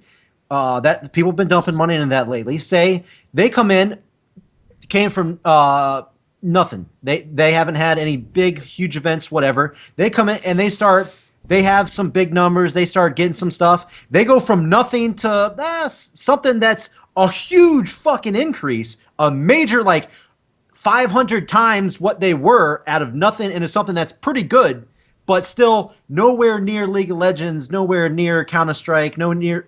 Counter-Strike is near League of Legends. It is. I agree. It's always been big. It hasn't been huge. So that's what I'm saying. That's the comparison I'm saying. So It hasn't been huge. Are you serious? Do you know how long Counter-Strike's been around? Yeah, it's been around for 85 years. I know. Okay, in the esports world, yes, that's been the main game. It's been around almost as long as Quake 3 was popular. Like, CS 1.0, the mod, I want to say, was 2002. I'm trying to make. So in that example, the way you're talking to me right now, you're saying that in that case, Splatoon has the biggest leap of the year, so that should be game of the year? That should be esports game of the year? Dude, no, that depends on updates, man. Balancing. What? No, no. I see what Jake is saying. And I'm just going yeah, by then I would agree. Dude, if Nintendo came out right now and said, "Hey guys, here's what the plan is for Splatoon in 2016. We're going to have $1 million league at the end of the year. Here's going to be all these local events that everybody's going to, and people go to it and people enter it, and like things are established, and like EG buys a team, TSM buys a team, like, you know, Not as Sincere buys a team, like, you know, yeah, and all these organizations get involved, then yeah, that would everything, and sure, that would be esports game of the year. Really? You would give it a Splatoon if that happened? Or why not? Or whatever, any other game. Sure. Even though it's nowhere near the top. But okay, see what you're saying right there, that it's nowhere near the top. To me, that's you saying that Counter-Strike is nowhere near League of Legends. Okay, I don't say it's nowhere near. I say it's not up. It's not. You're bigger, fucking crazy. It's not bigger than League of Legends. I don't think it. Nothing's bigger than League of Legends. What did you say? Nothing is bigger than League of Legends right now. As big? No, I said nothing is bigger. That's what you're saying, or are you asking me that? No, I'm saying to you, nothing is bigger than League of Legends in terms then of how viewership. Is it not esports game? That's what I'm saying. Holy shit, we keep talking in circles. I'm telling you that my, like, what you're saying, please let me finish. What I am saying is that what I'm assuming is that the judging criteria, or the criteria for judgment of esports game of the year, is which game had the biggest impact on esports as an industry, and what had the biggest leap in terms of popularity, stream numbers, money, teams, players, like, you know, eyes on the game, player, like, you know, the most increase in infrastructure. Yes, exactly. If that's the judging criteria, and I have a very strong feeling it is, considering the Counter-Strike one, that makes perfect sense to me. That's if you want to argue 2015. Right, strictly for 2015, like it's a no-brainer. Yeah. And as a whole, probably League of Legends is better. Yeah, nothing can top League of Legends for the next couple of years. Like, that will never happen. But if you want to have an overall biggest game, then you need to be really fucking specific on what it's being judged on. Yeah, if you want to judge it should be judged on the biggest game of the year. But how do you judge big? How do you judge big, Jake? Stream viewers, okay, League of Legends. Money being brought into the game, okay, League of Legends. Those are two money the company's making, okay, League of Legends. It's always going to be League of Legends. Then it should win esports game of the year. The other thing should be biggest improvement or some other category than game of the year. When you think of 2015 in esports, the biggest thing you think of is Counter-Strike. Like, the whole year has been about Counter-Strike and how big it's getting and how much of a leap it's taking and where it was and where it is now. The whole year has been about Counter-Strike. I never said it didn't make a huge jump. I never said. But that's like the whole year you're hearing about Counter-Strike. So you're not hearing about League of Legends this year. How are you not hearing about Because nothing is really changing in that landscape this year. So even though it's got the biggest money, the biggest views, the most people watching, most people into the game, nobody cares about it. Is that what you're saying? I mean, not cares about it, but it's just not as big. Right. It is not the game of the year. I'm not saying it's not big. I'm just saying it's not the esports title of the year. Counter-Strike Global Offensive is absolutely the winner there. Okay. So and I also think it's funny that nothing League of Legends related at all won any award. They didn't win esports player, no esports team. Dude, 2015. How does from the outside looking in, did not have a huge change this year. Okay. Argue otherwise. So you have to. I'm just asking. So in your mind, you have to have a big change for how is Faker ever going to win an award then from League of Legends if he's already the greatest player? He can't get any wait a fucking second. better than he You is can't right tell now. me Because if that- you're gonna have a Hall of Fame, then of course he's gonna be one of the first brought in. But he'll never win an award because he never got better because he's already the Sorry, best. the Game Award started a year ago. The Wait, fuck what? do you want? What do you mean? Faker's biggest impact was in 2013. And is he not the best player? SKTT1 wasn't even in the finals last year. Correct. Correct. Right, so he should have won in 2013. That was his year to win. Sorry, the Game Awards wasn't around. I'm using him We'll as see an you at the example. Hall of Fame. Okay. Okay. I think What were you gonna say, Jake's Rico? a little Ricochet? better, man. Well, I was just going to mention we're talking about esports here. We're not talking about casual gameplay. So you want your game to constantly evolve and be balanced to the highest competitive level as possible. Mhm. And Counter-Strike has been doing that all year. Well, we say that we're saying that, and then they just put in the revolver last week, Right. which is the most Yeah, I bullshit know. gun I saw ever invented. that. But I mean, since the start of 2015. right up until the Game Awards, it was Counter-Strike. Right. But I mean, I don't know what League of Legends has been doing as far as patches and nerfs and buffs and stuff and balance. You know, I mean, the it's full done a fair balance amount. of the There was like Oh, they're 21 all- patches until Worlds. They're always, yeah. I mean, I've never heard many complaints at all about. I mean, of course, you're always going to have OP champions, but I mean, that's. I didn't like the meta this year. I'll be straight up. But that's because I'm a one-trick pony with Riven. So I mean, yeah, this that's was the saying anti- you have one this was the fucking chance. anti-assassin I'm meta. just so- saying, like that might be one criteria that you're forgetting. If that even is a possibility. That may factor in a little bit. I mean, that's understandable. But I mean, there should be several factors. But before that, like I don't think Valve was even trying to do anything. They Until just released finally- the big shit today. Yeah, until came after finally that. the pros were like, "Look, you've got to do this." Fix these You're balance talking about issues." Counter-Strike still. I was assuming Dota. And then Sorry. finally they released it. I don't know. Yeah. I don't. Obviously, we have. It's a tough argument, man. Obviously, we have slightly different views. Apparently, I'm Obviously. alone. I'm alone on this Dude, one. Apparently, I can only imagine what kind of deliberation the actual judges were in. I'm sure it was a lot crazier than this. judging Exactly. by some of these things, I don't think they don't seem to be very big League No. of Legends fans. No. Travis let was on that. let me put you into the perspective here. Like, it probably wasn't even like the people that voted the nominees were the people that are involved in esports. So it could have Yeah. been the fans that voted on the actual winners here. Wait, is that how it was? I think I that's don't how know. it was. I mean, because it. Yeah, it This was is it's fans' a fans' choice. choice award, dude. Yeah, but I didn't think I thought they picked the nominations. No, I don't know it if was Esports Game of the Year was a fan choice. No, it says what was it? On It here It was. says- It was a fan choice award. I Oh. know that. Yeah, Hmm. but it says here that on the website, esports nominees were voted on by an advisory panel consisting of esports media and sites. Who was the winner chosen by? It doesn't say. I It says feel like the esports winner. nominees. So I guess if I'm reading this right, it says like the nominees were voted on by the advisory panel. So they pretty much picked out who the nominees were, and then I guess they let the fans pick who was the winner. Really? So That's see, I'm not 100% on. Yeah, I don't know if that was fans' choice. Well, if the fans did vote on it on all these, then I mean you can't argue the actual fans voting on it. If more Counter-Strike people voted for Counter-Strike, then shit. There's nothing I can say about that. Then that should be if that's how it went. If enough League of Legends people didn't think that was Game of the Year or Esports Game of the Year, then I just find it weird.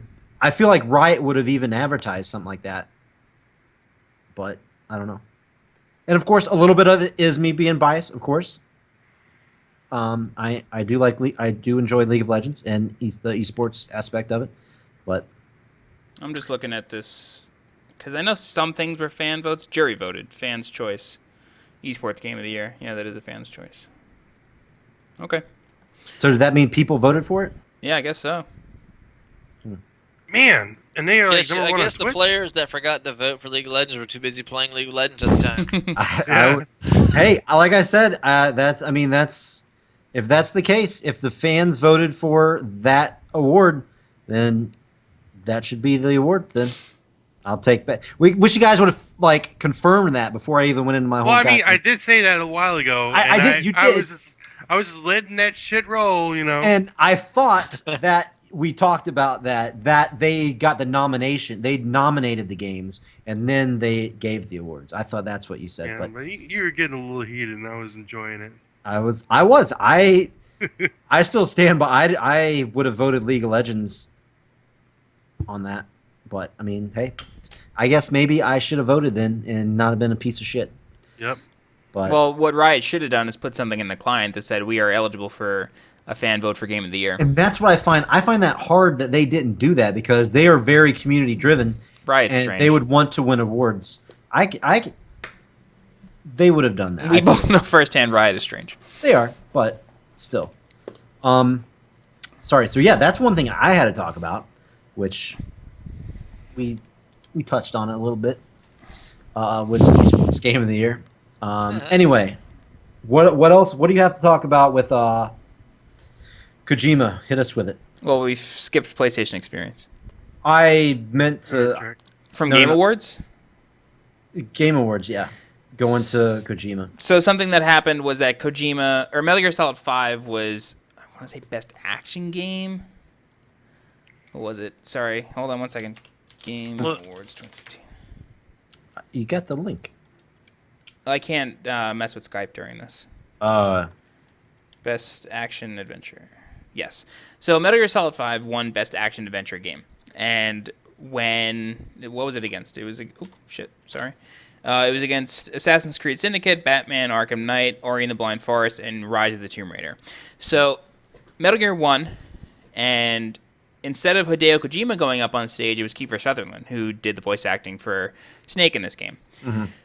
And Kiefer's like, unfortunately, Hideo couldn't be here. I'm accepting the award on his behalf, yada, yada, yada. You know, cool, great. Kiefer's a good guy.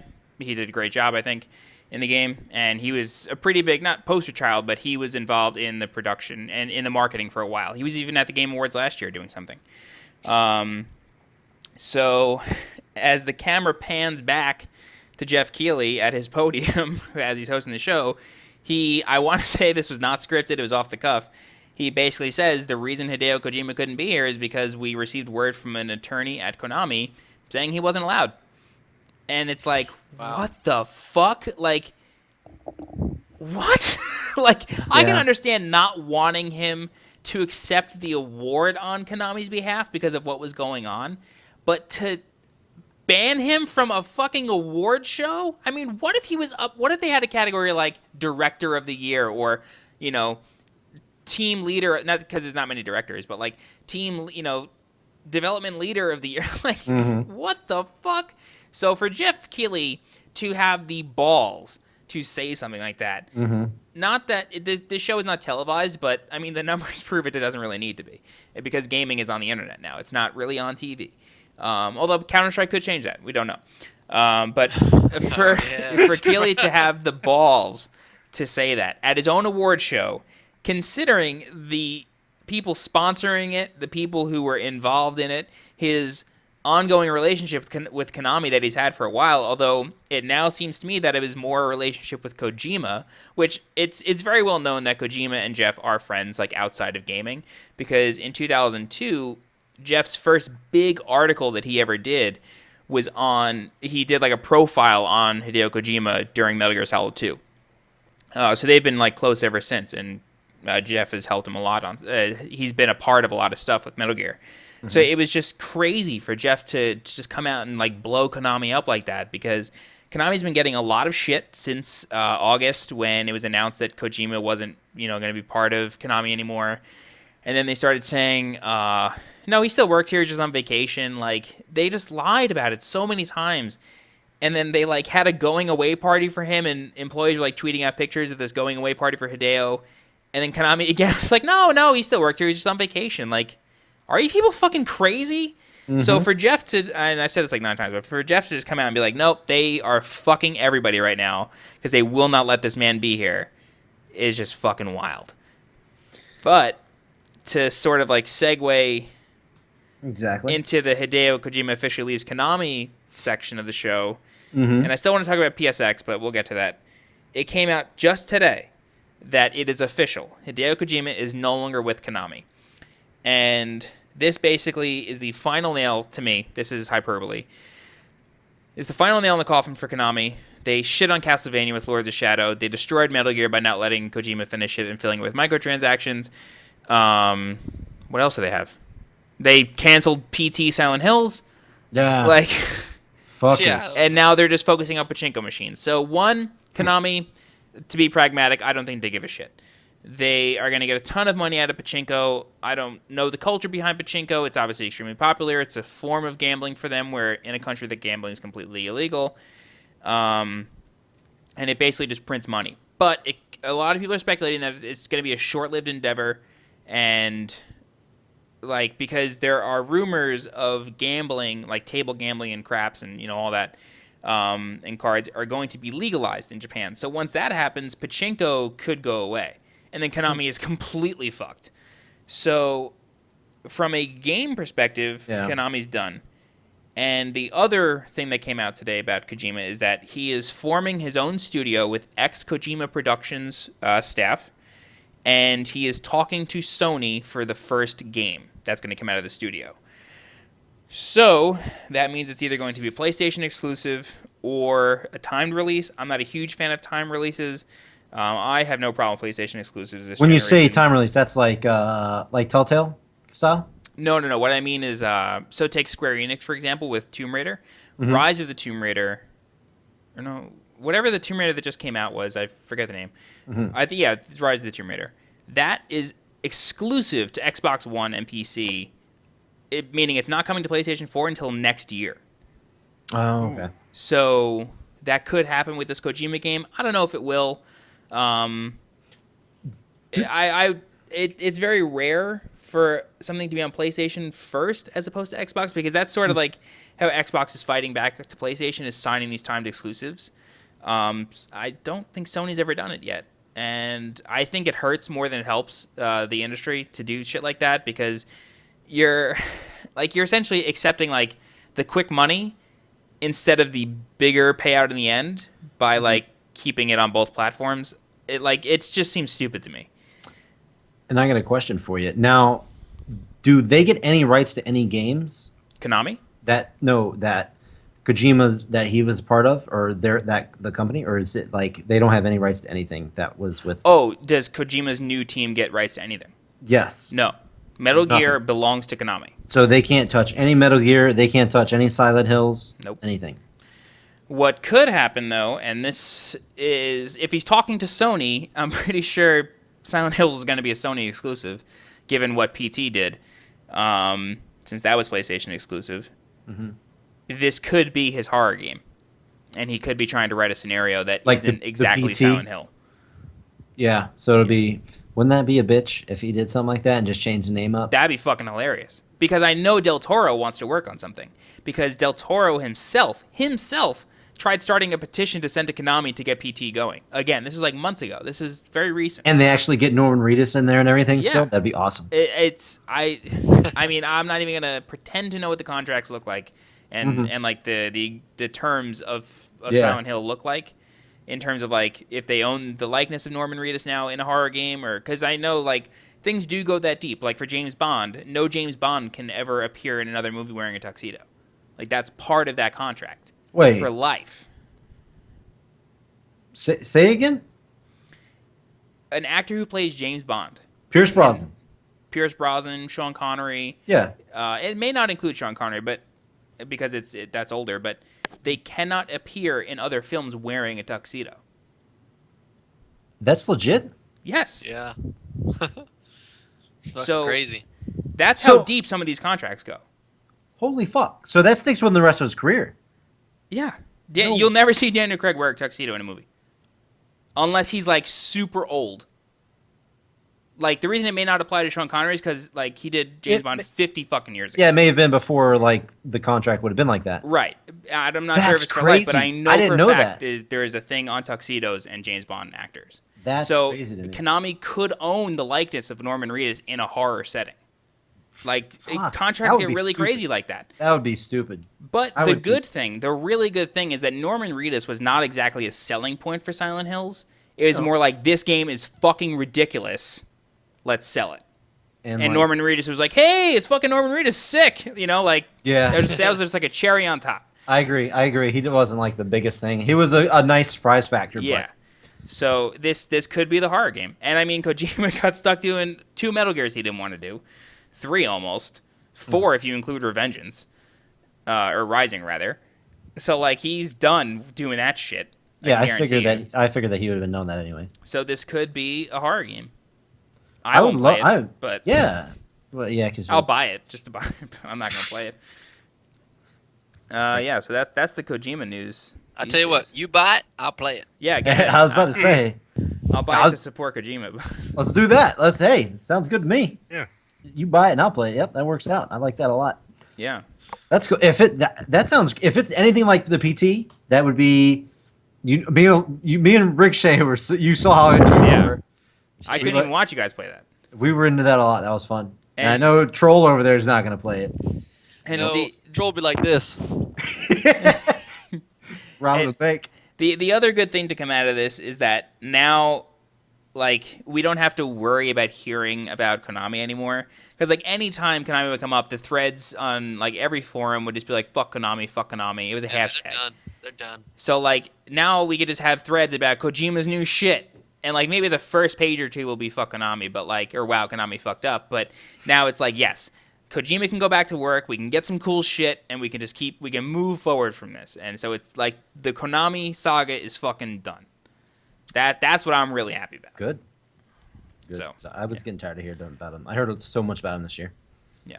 But so I know we're already way long. I don't know how we keep doing this. But let's brush on PlayStation experience because we said we were going to talk about it. Let's do that real quick and then head out of here.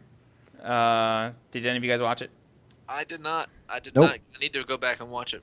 All right, so the bigger highlights out of this, just to skim, there was no Last Guardian, which was pretty surprising, considering the impact that had on E3. And it wasn't at Gamescom either, but because it wasn't at Gamescom, people expected it to be at PlayStation Experience. And just to give you a very brief history on PlayStation Experience, this, again, is the second year of this show, just like the Game Awards. This is a Sony-produced event, all PlayStation, nothing else. I mean, it's PlayStation VR, but it's all PlayStation branded. They're not talking about TVs. They're not talking about computers, nothing. It's all PlayStation. And it was in San Francisco this year. And as always, just like they do at E3 and Gamescom, there was a keynote. They started off, I want to say... Shit, how did they start off? I want to say Uncharted, maybe? However they started off, there was no Last Guardian. There was no Shenmue. So it was a bit more tame than I expected it to be because I really expected them to just keep going with the momentum that they built at E3 this year.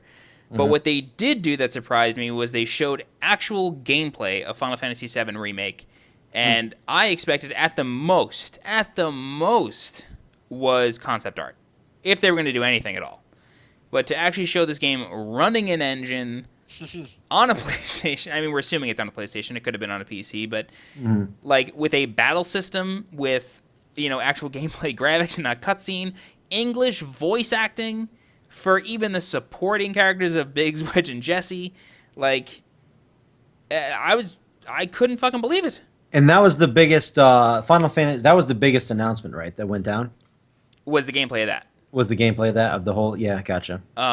So I know what everybody's been talking. Square announced the day after was that the game is going to be released in installments. They have not used the term episodes. episodic.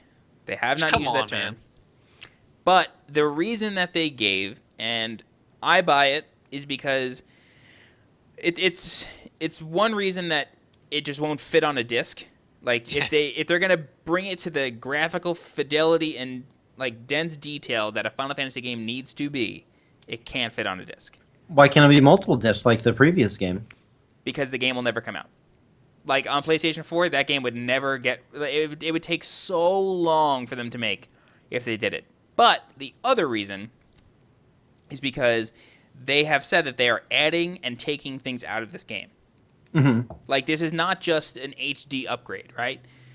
Yeah. And further, they can't just take Advent Children, like the engine that they used to make the movie, and make a PlayStation game out of it. That shit is already 6 years old.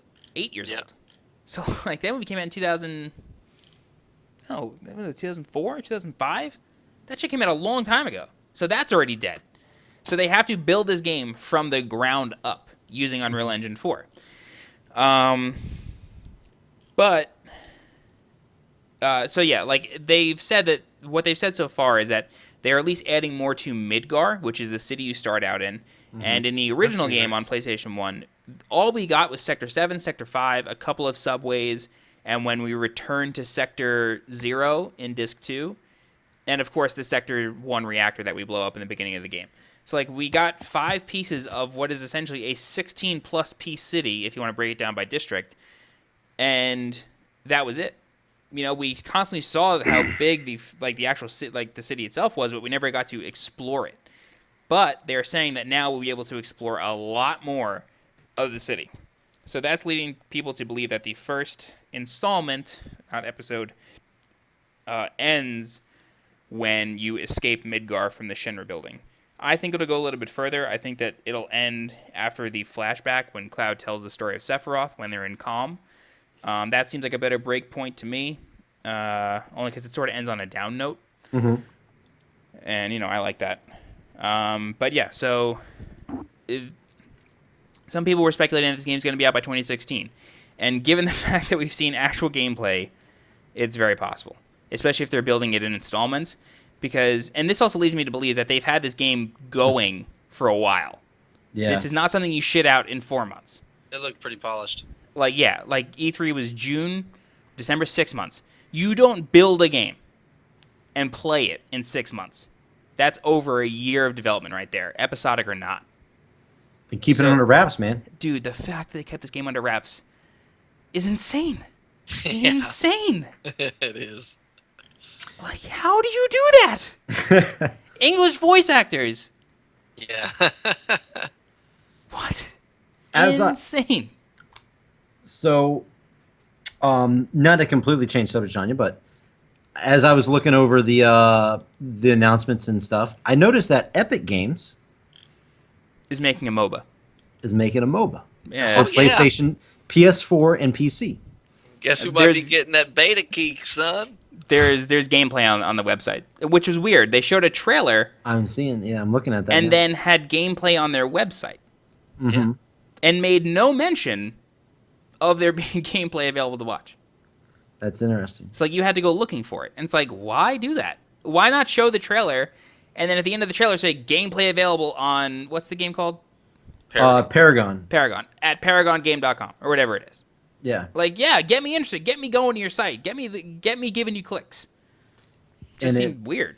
I'm watching it right now, actually, the gameplay, and it reminds me. It looks more of like Smite. Yeah, it definitely had a Smite vibe to it from the CG trailer.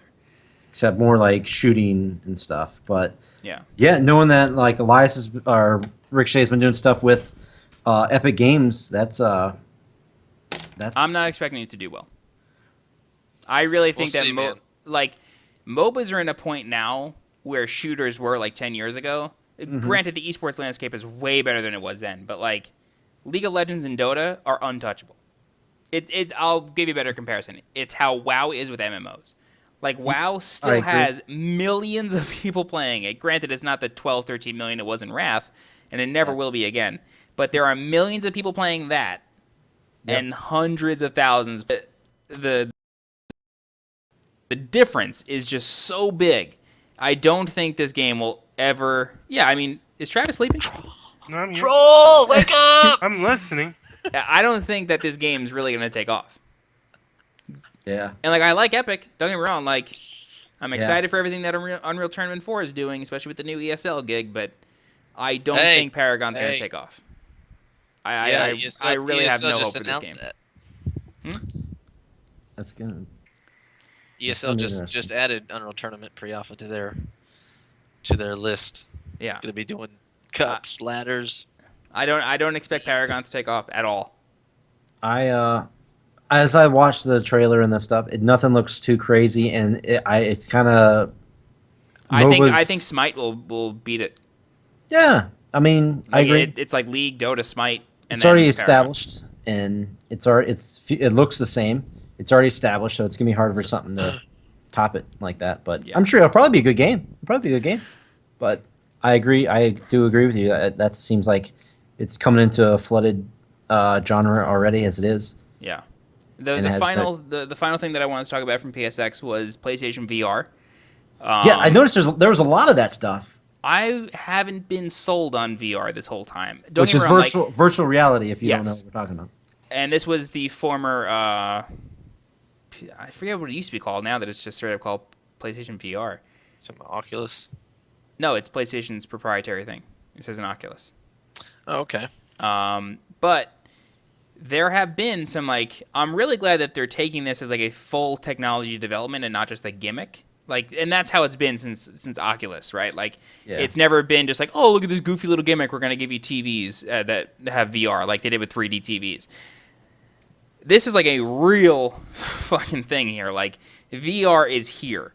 And there were a couple things that they showed at PSX. One was Rez, which is a game that was out a long time ago. I think it was PS2. I didn't play it, but I remember the name. And they had the creator of the game out on stage in this crazy, in the 90s or 80s, how you'd imagine virtual reality to be, this crazy light-up silver suit. And apparently the suit has haptic feedback in it, so this dude was actually doing shit with his suit rather than just having this goofy-looking suit and playing the game. But he had the PlayStation headset on, and then as he was playing, in Rez, you have to shoot blocks, I think, and he missed a block. He missed a sequence of blocks. So what he did was, this is a rail shooter, right? In rail shooters, you're typically always moving forward and you can never go behind. He physically turned around and got what he left behind him as it was getting pushed into the distance. That's only possible in VR. You could always move the right stick and if that's controlling the camera, turn behind you. But for a rail shooter, that is really changing the way you think about that. So the game looked great, and I would probably get motion sickness playing this game because you're flying around nothing like a void, and it's just ridiculous. You get motion sickness playing Unreal Tournament. Yeah. 5 seconds. The other game, it was called, I want to say, Valkyrie. Valkyrie game. Just give me a second. Yes, Eve Valkyrie. It's made by the guys who made Eve Online, and it is a first-person space shooter. You're in the cockpit of a spaceship. You played that, right, Troll? A little bit, yeah. Gotcha. You're in the cockpit of a spaceship doing dogfights in space, and it's in VR. And the reviews that I've read of this thing, everybody's I can't express to you in words how good this feels.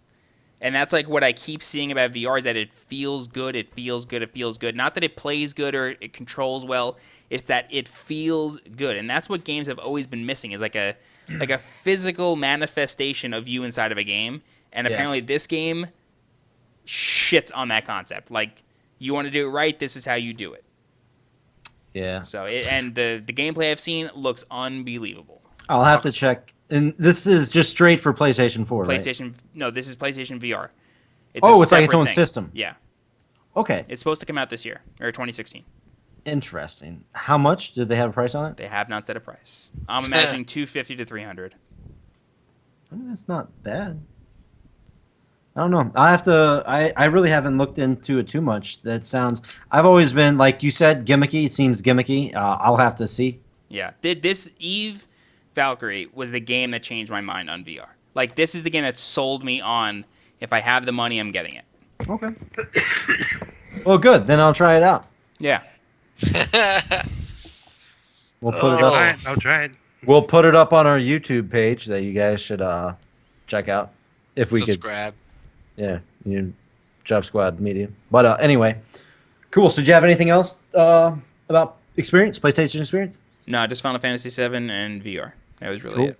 Cool. Yeah, and that Paragon, I don't know. We'll see. I obviously I hope the best. That 'cause- ended the show, by the way. Paragon. Did it end the show? Okay. That was like interesting. the big thing at the end of the show. Well, I mean, Epic Games, that's local for us around here. So Yeah. I obviously hope the best for them, but I don't know if that's MOBAs or you already know. Just like you said, I agree 100% what you said with comparison with WoW and MMOs. Yeah, maybe this will get MOBAs onto console, but That's true. That's the other thing that I want to say because I know Smite's doing that too, though. That's the Heroes thing. of the Storm is too. That's right. Yes, I'm actually. Oh no, excited. Overwatch. No, his Heroes. Overwatch. Overwatch. Sorry, my bad. Damn. Because I actually played Heroes of the Storm some, and I thoroughly enjoy Heroes of the Storm. But of course, I feel like it's wasted time because you got League of Legends, and nothing's going to top League of Legends out there in that genre right now. Yeah. So, don't even start that shit. Yeah, I feel like if you can get invested in it on your own, and you're not looking to play, like if you're not looking to play a MOBA because everybody's playing a MOBA, like if you like Paragon for Paragon, I'm not explaining that super well, but it's like how I play Quake and still instead of going to like Unreal 4. Right. Yeah.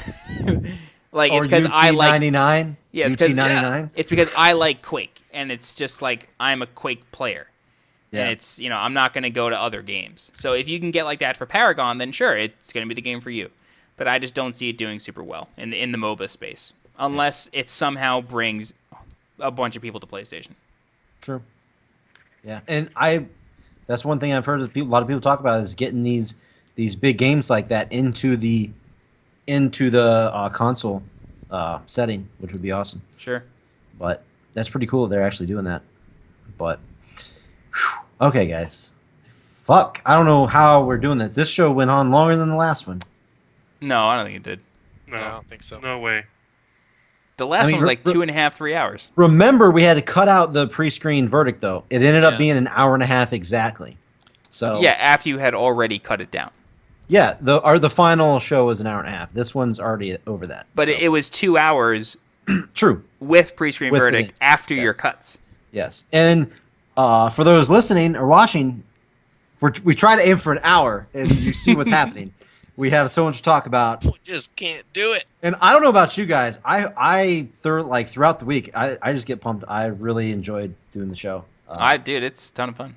Yeah, I know that I don't Yeah. show my excitement during the week, but I do love doing this. Yeah, in future shows we will have another guest with us, so it's going to be Yeah, great. actually, hopefully we have. Well, I don't know. We probably don't want to mention stuff if we don't know 100%, right? Probably don't. Oh, I know 100%. We'll have another guest with Oh, us. yeah. He was We talking will. about next week's possible guest. Yeah, we're hoping No, to I'm have. talking about after the New Year's. We will have a guest sitting right here with me.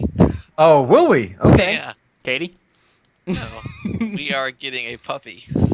Oh, that's the announcement that you had to tell That us. is the announcement. Yeah. Cool. Wow, what kind of dog? What kind? Purebred yellow lab. Nice. Cool, Those are man. delicious.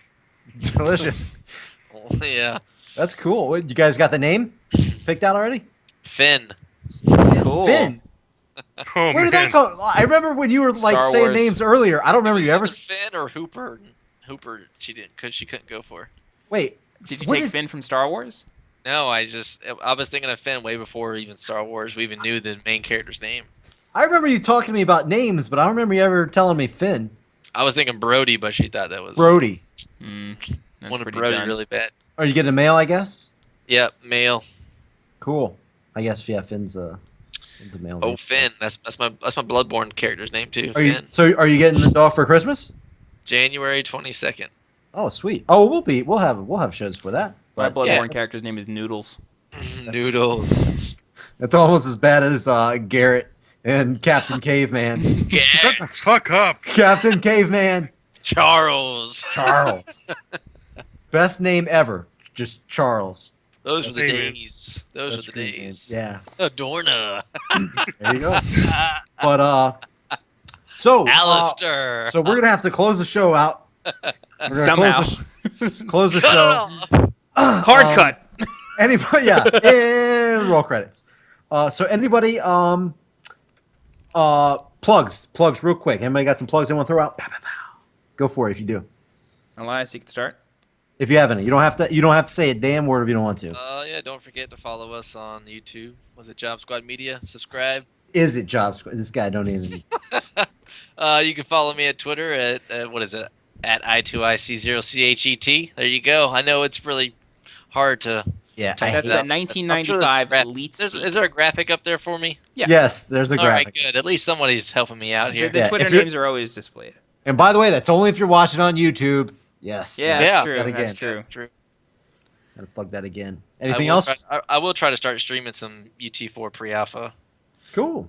and then probably in the new year. I'm just waiting for the holidays to settle Yeah. in. Yeah, we're going into the holidays. Yeah, that makes sense. Me and Finn gonna be kicking it, playing Yeah. some UT4. There you go. That's awesome. the test for having children as a dog. I hope you know. Hey, I don't know what you're talking about. let's hope I'm just gonna 15-year commitment, man. Yeah. And I'm actually trying to look for another job so I can actually stay at home. Trying to live the SJC life. Yeah, buddy. Yeah, absolutely. Johnny Cage. Oh man, That would be that's nice. You can walk around naked all day. That's true. I'm pretty sure Finn would probably be like, I don't know who this owner is, but he's. awesome. You better get that dick out of my face. I didn't ask that toy today. Yeah. I'm gonna make that shit squeak. Troll, you got any? Troll, you got any plugs you want to throw out? Oh, no plugs. Okay, no problem. Follow him on Twitter at hiatus troll. Yeah, he's a That tweeting blue screen of machine. death. He's a tweeting machine. Oh yeah. Tweeting machine. He's the best navigator, NA baby. No, never. Worst navigator in the history of life. John, plugs. What you got? You can follow me on Twitter at SJCage. I don't have any new videos this week. I have a couple of vanilla World of Warcraft exploration videos that I need to get to. I already have it recorded. I literally just need to do the voiceover and edit it. Yeah, I mean, I haven't really been streaming. I bought Xenoblade Chronicles. I haven't even really played it. I played the intro. I don't know. I'm going back to New York, though, for the holidays, so if I do have a video, it's either going to be quick this week or after the new year. But, yeah. Be sure to tune in next week for the Star Wars show, though. Yeah, and seeing how you are going out of town, it's a funny thing. If you do watch us on YouTube, I'll be in Yeah. I'll be in John's room because he's got the whole setup of what we record on. So I'll be in his room and he'll be laptop in New York. So that's going to be a funny little change of pace that we're going to be going with. But Nice. yeah. Anything else? You good? No, that's it. Cool. Well, obviously, you can follow me, Jake, aka Bomber, at the Tech Direct on Twitter. But if you want to follow me, do it. If you don't, go to hell. But the main thing I really want to talk about, I discovered this website not so long ago that I'm really getting into. A movie. This is not sponsored, by the way. No, it's just I just want to throw this out there because to me it's like super fun. It's called letterboxd.com, but it's letterboxd.com. And you go in there and you can rate movies, you can create lists. You click on movies you've seen. It's like you get a whole catalog of like your history of movies you've watched over your life. It's a social media thing for like movies and whatnot. It's called Your Life. It's like subtitles Your Life in Film.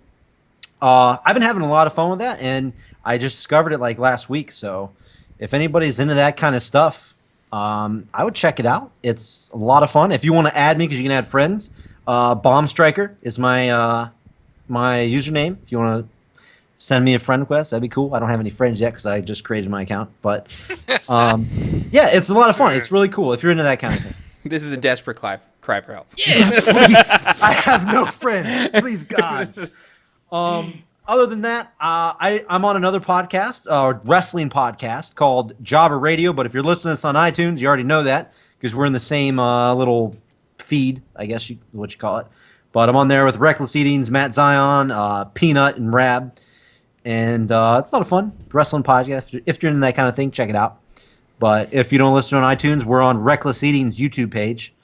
They're kind of famous, unlike us, but whatever. But yeah, other than that, that's kind of stuff I'm doing right now, checking out. But anybody got anything else? Close the show. We good? Thanks I'm for good, man. watching and listening. Be sure to follow Yeah. us. Yeah, guys. Like I said, we will be here next week. Star Wars episode. After that, we're going to take a break for the end of the year. We'll come back, I hope, first week of January. We'll confirm that. Follow us on Twitter. We'll let you know. At Job Squad Media. And, all right, guys. I guess thanks for listening, and we'll see you next week with a Star Wars special. See ya. See ya. Later.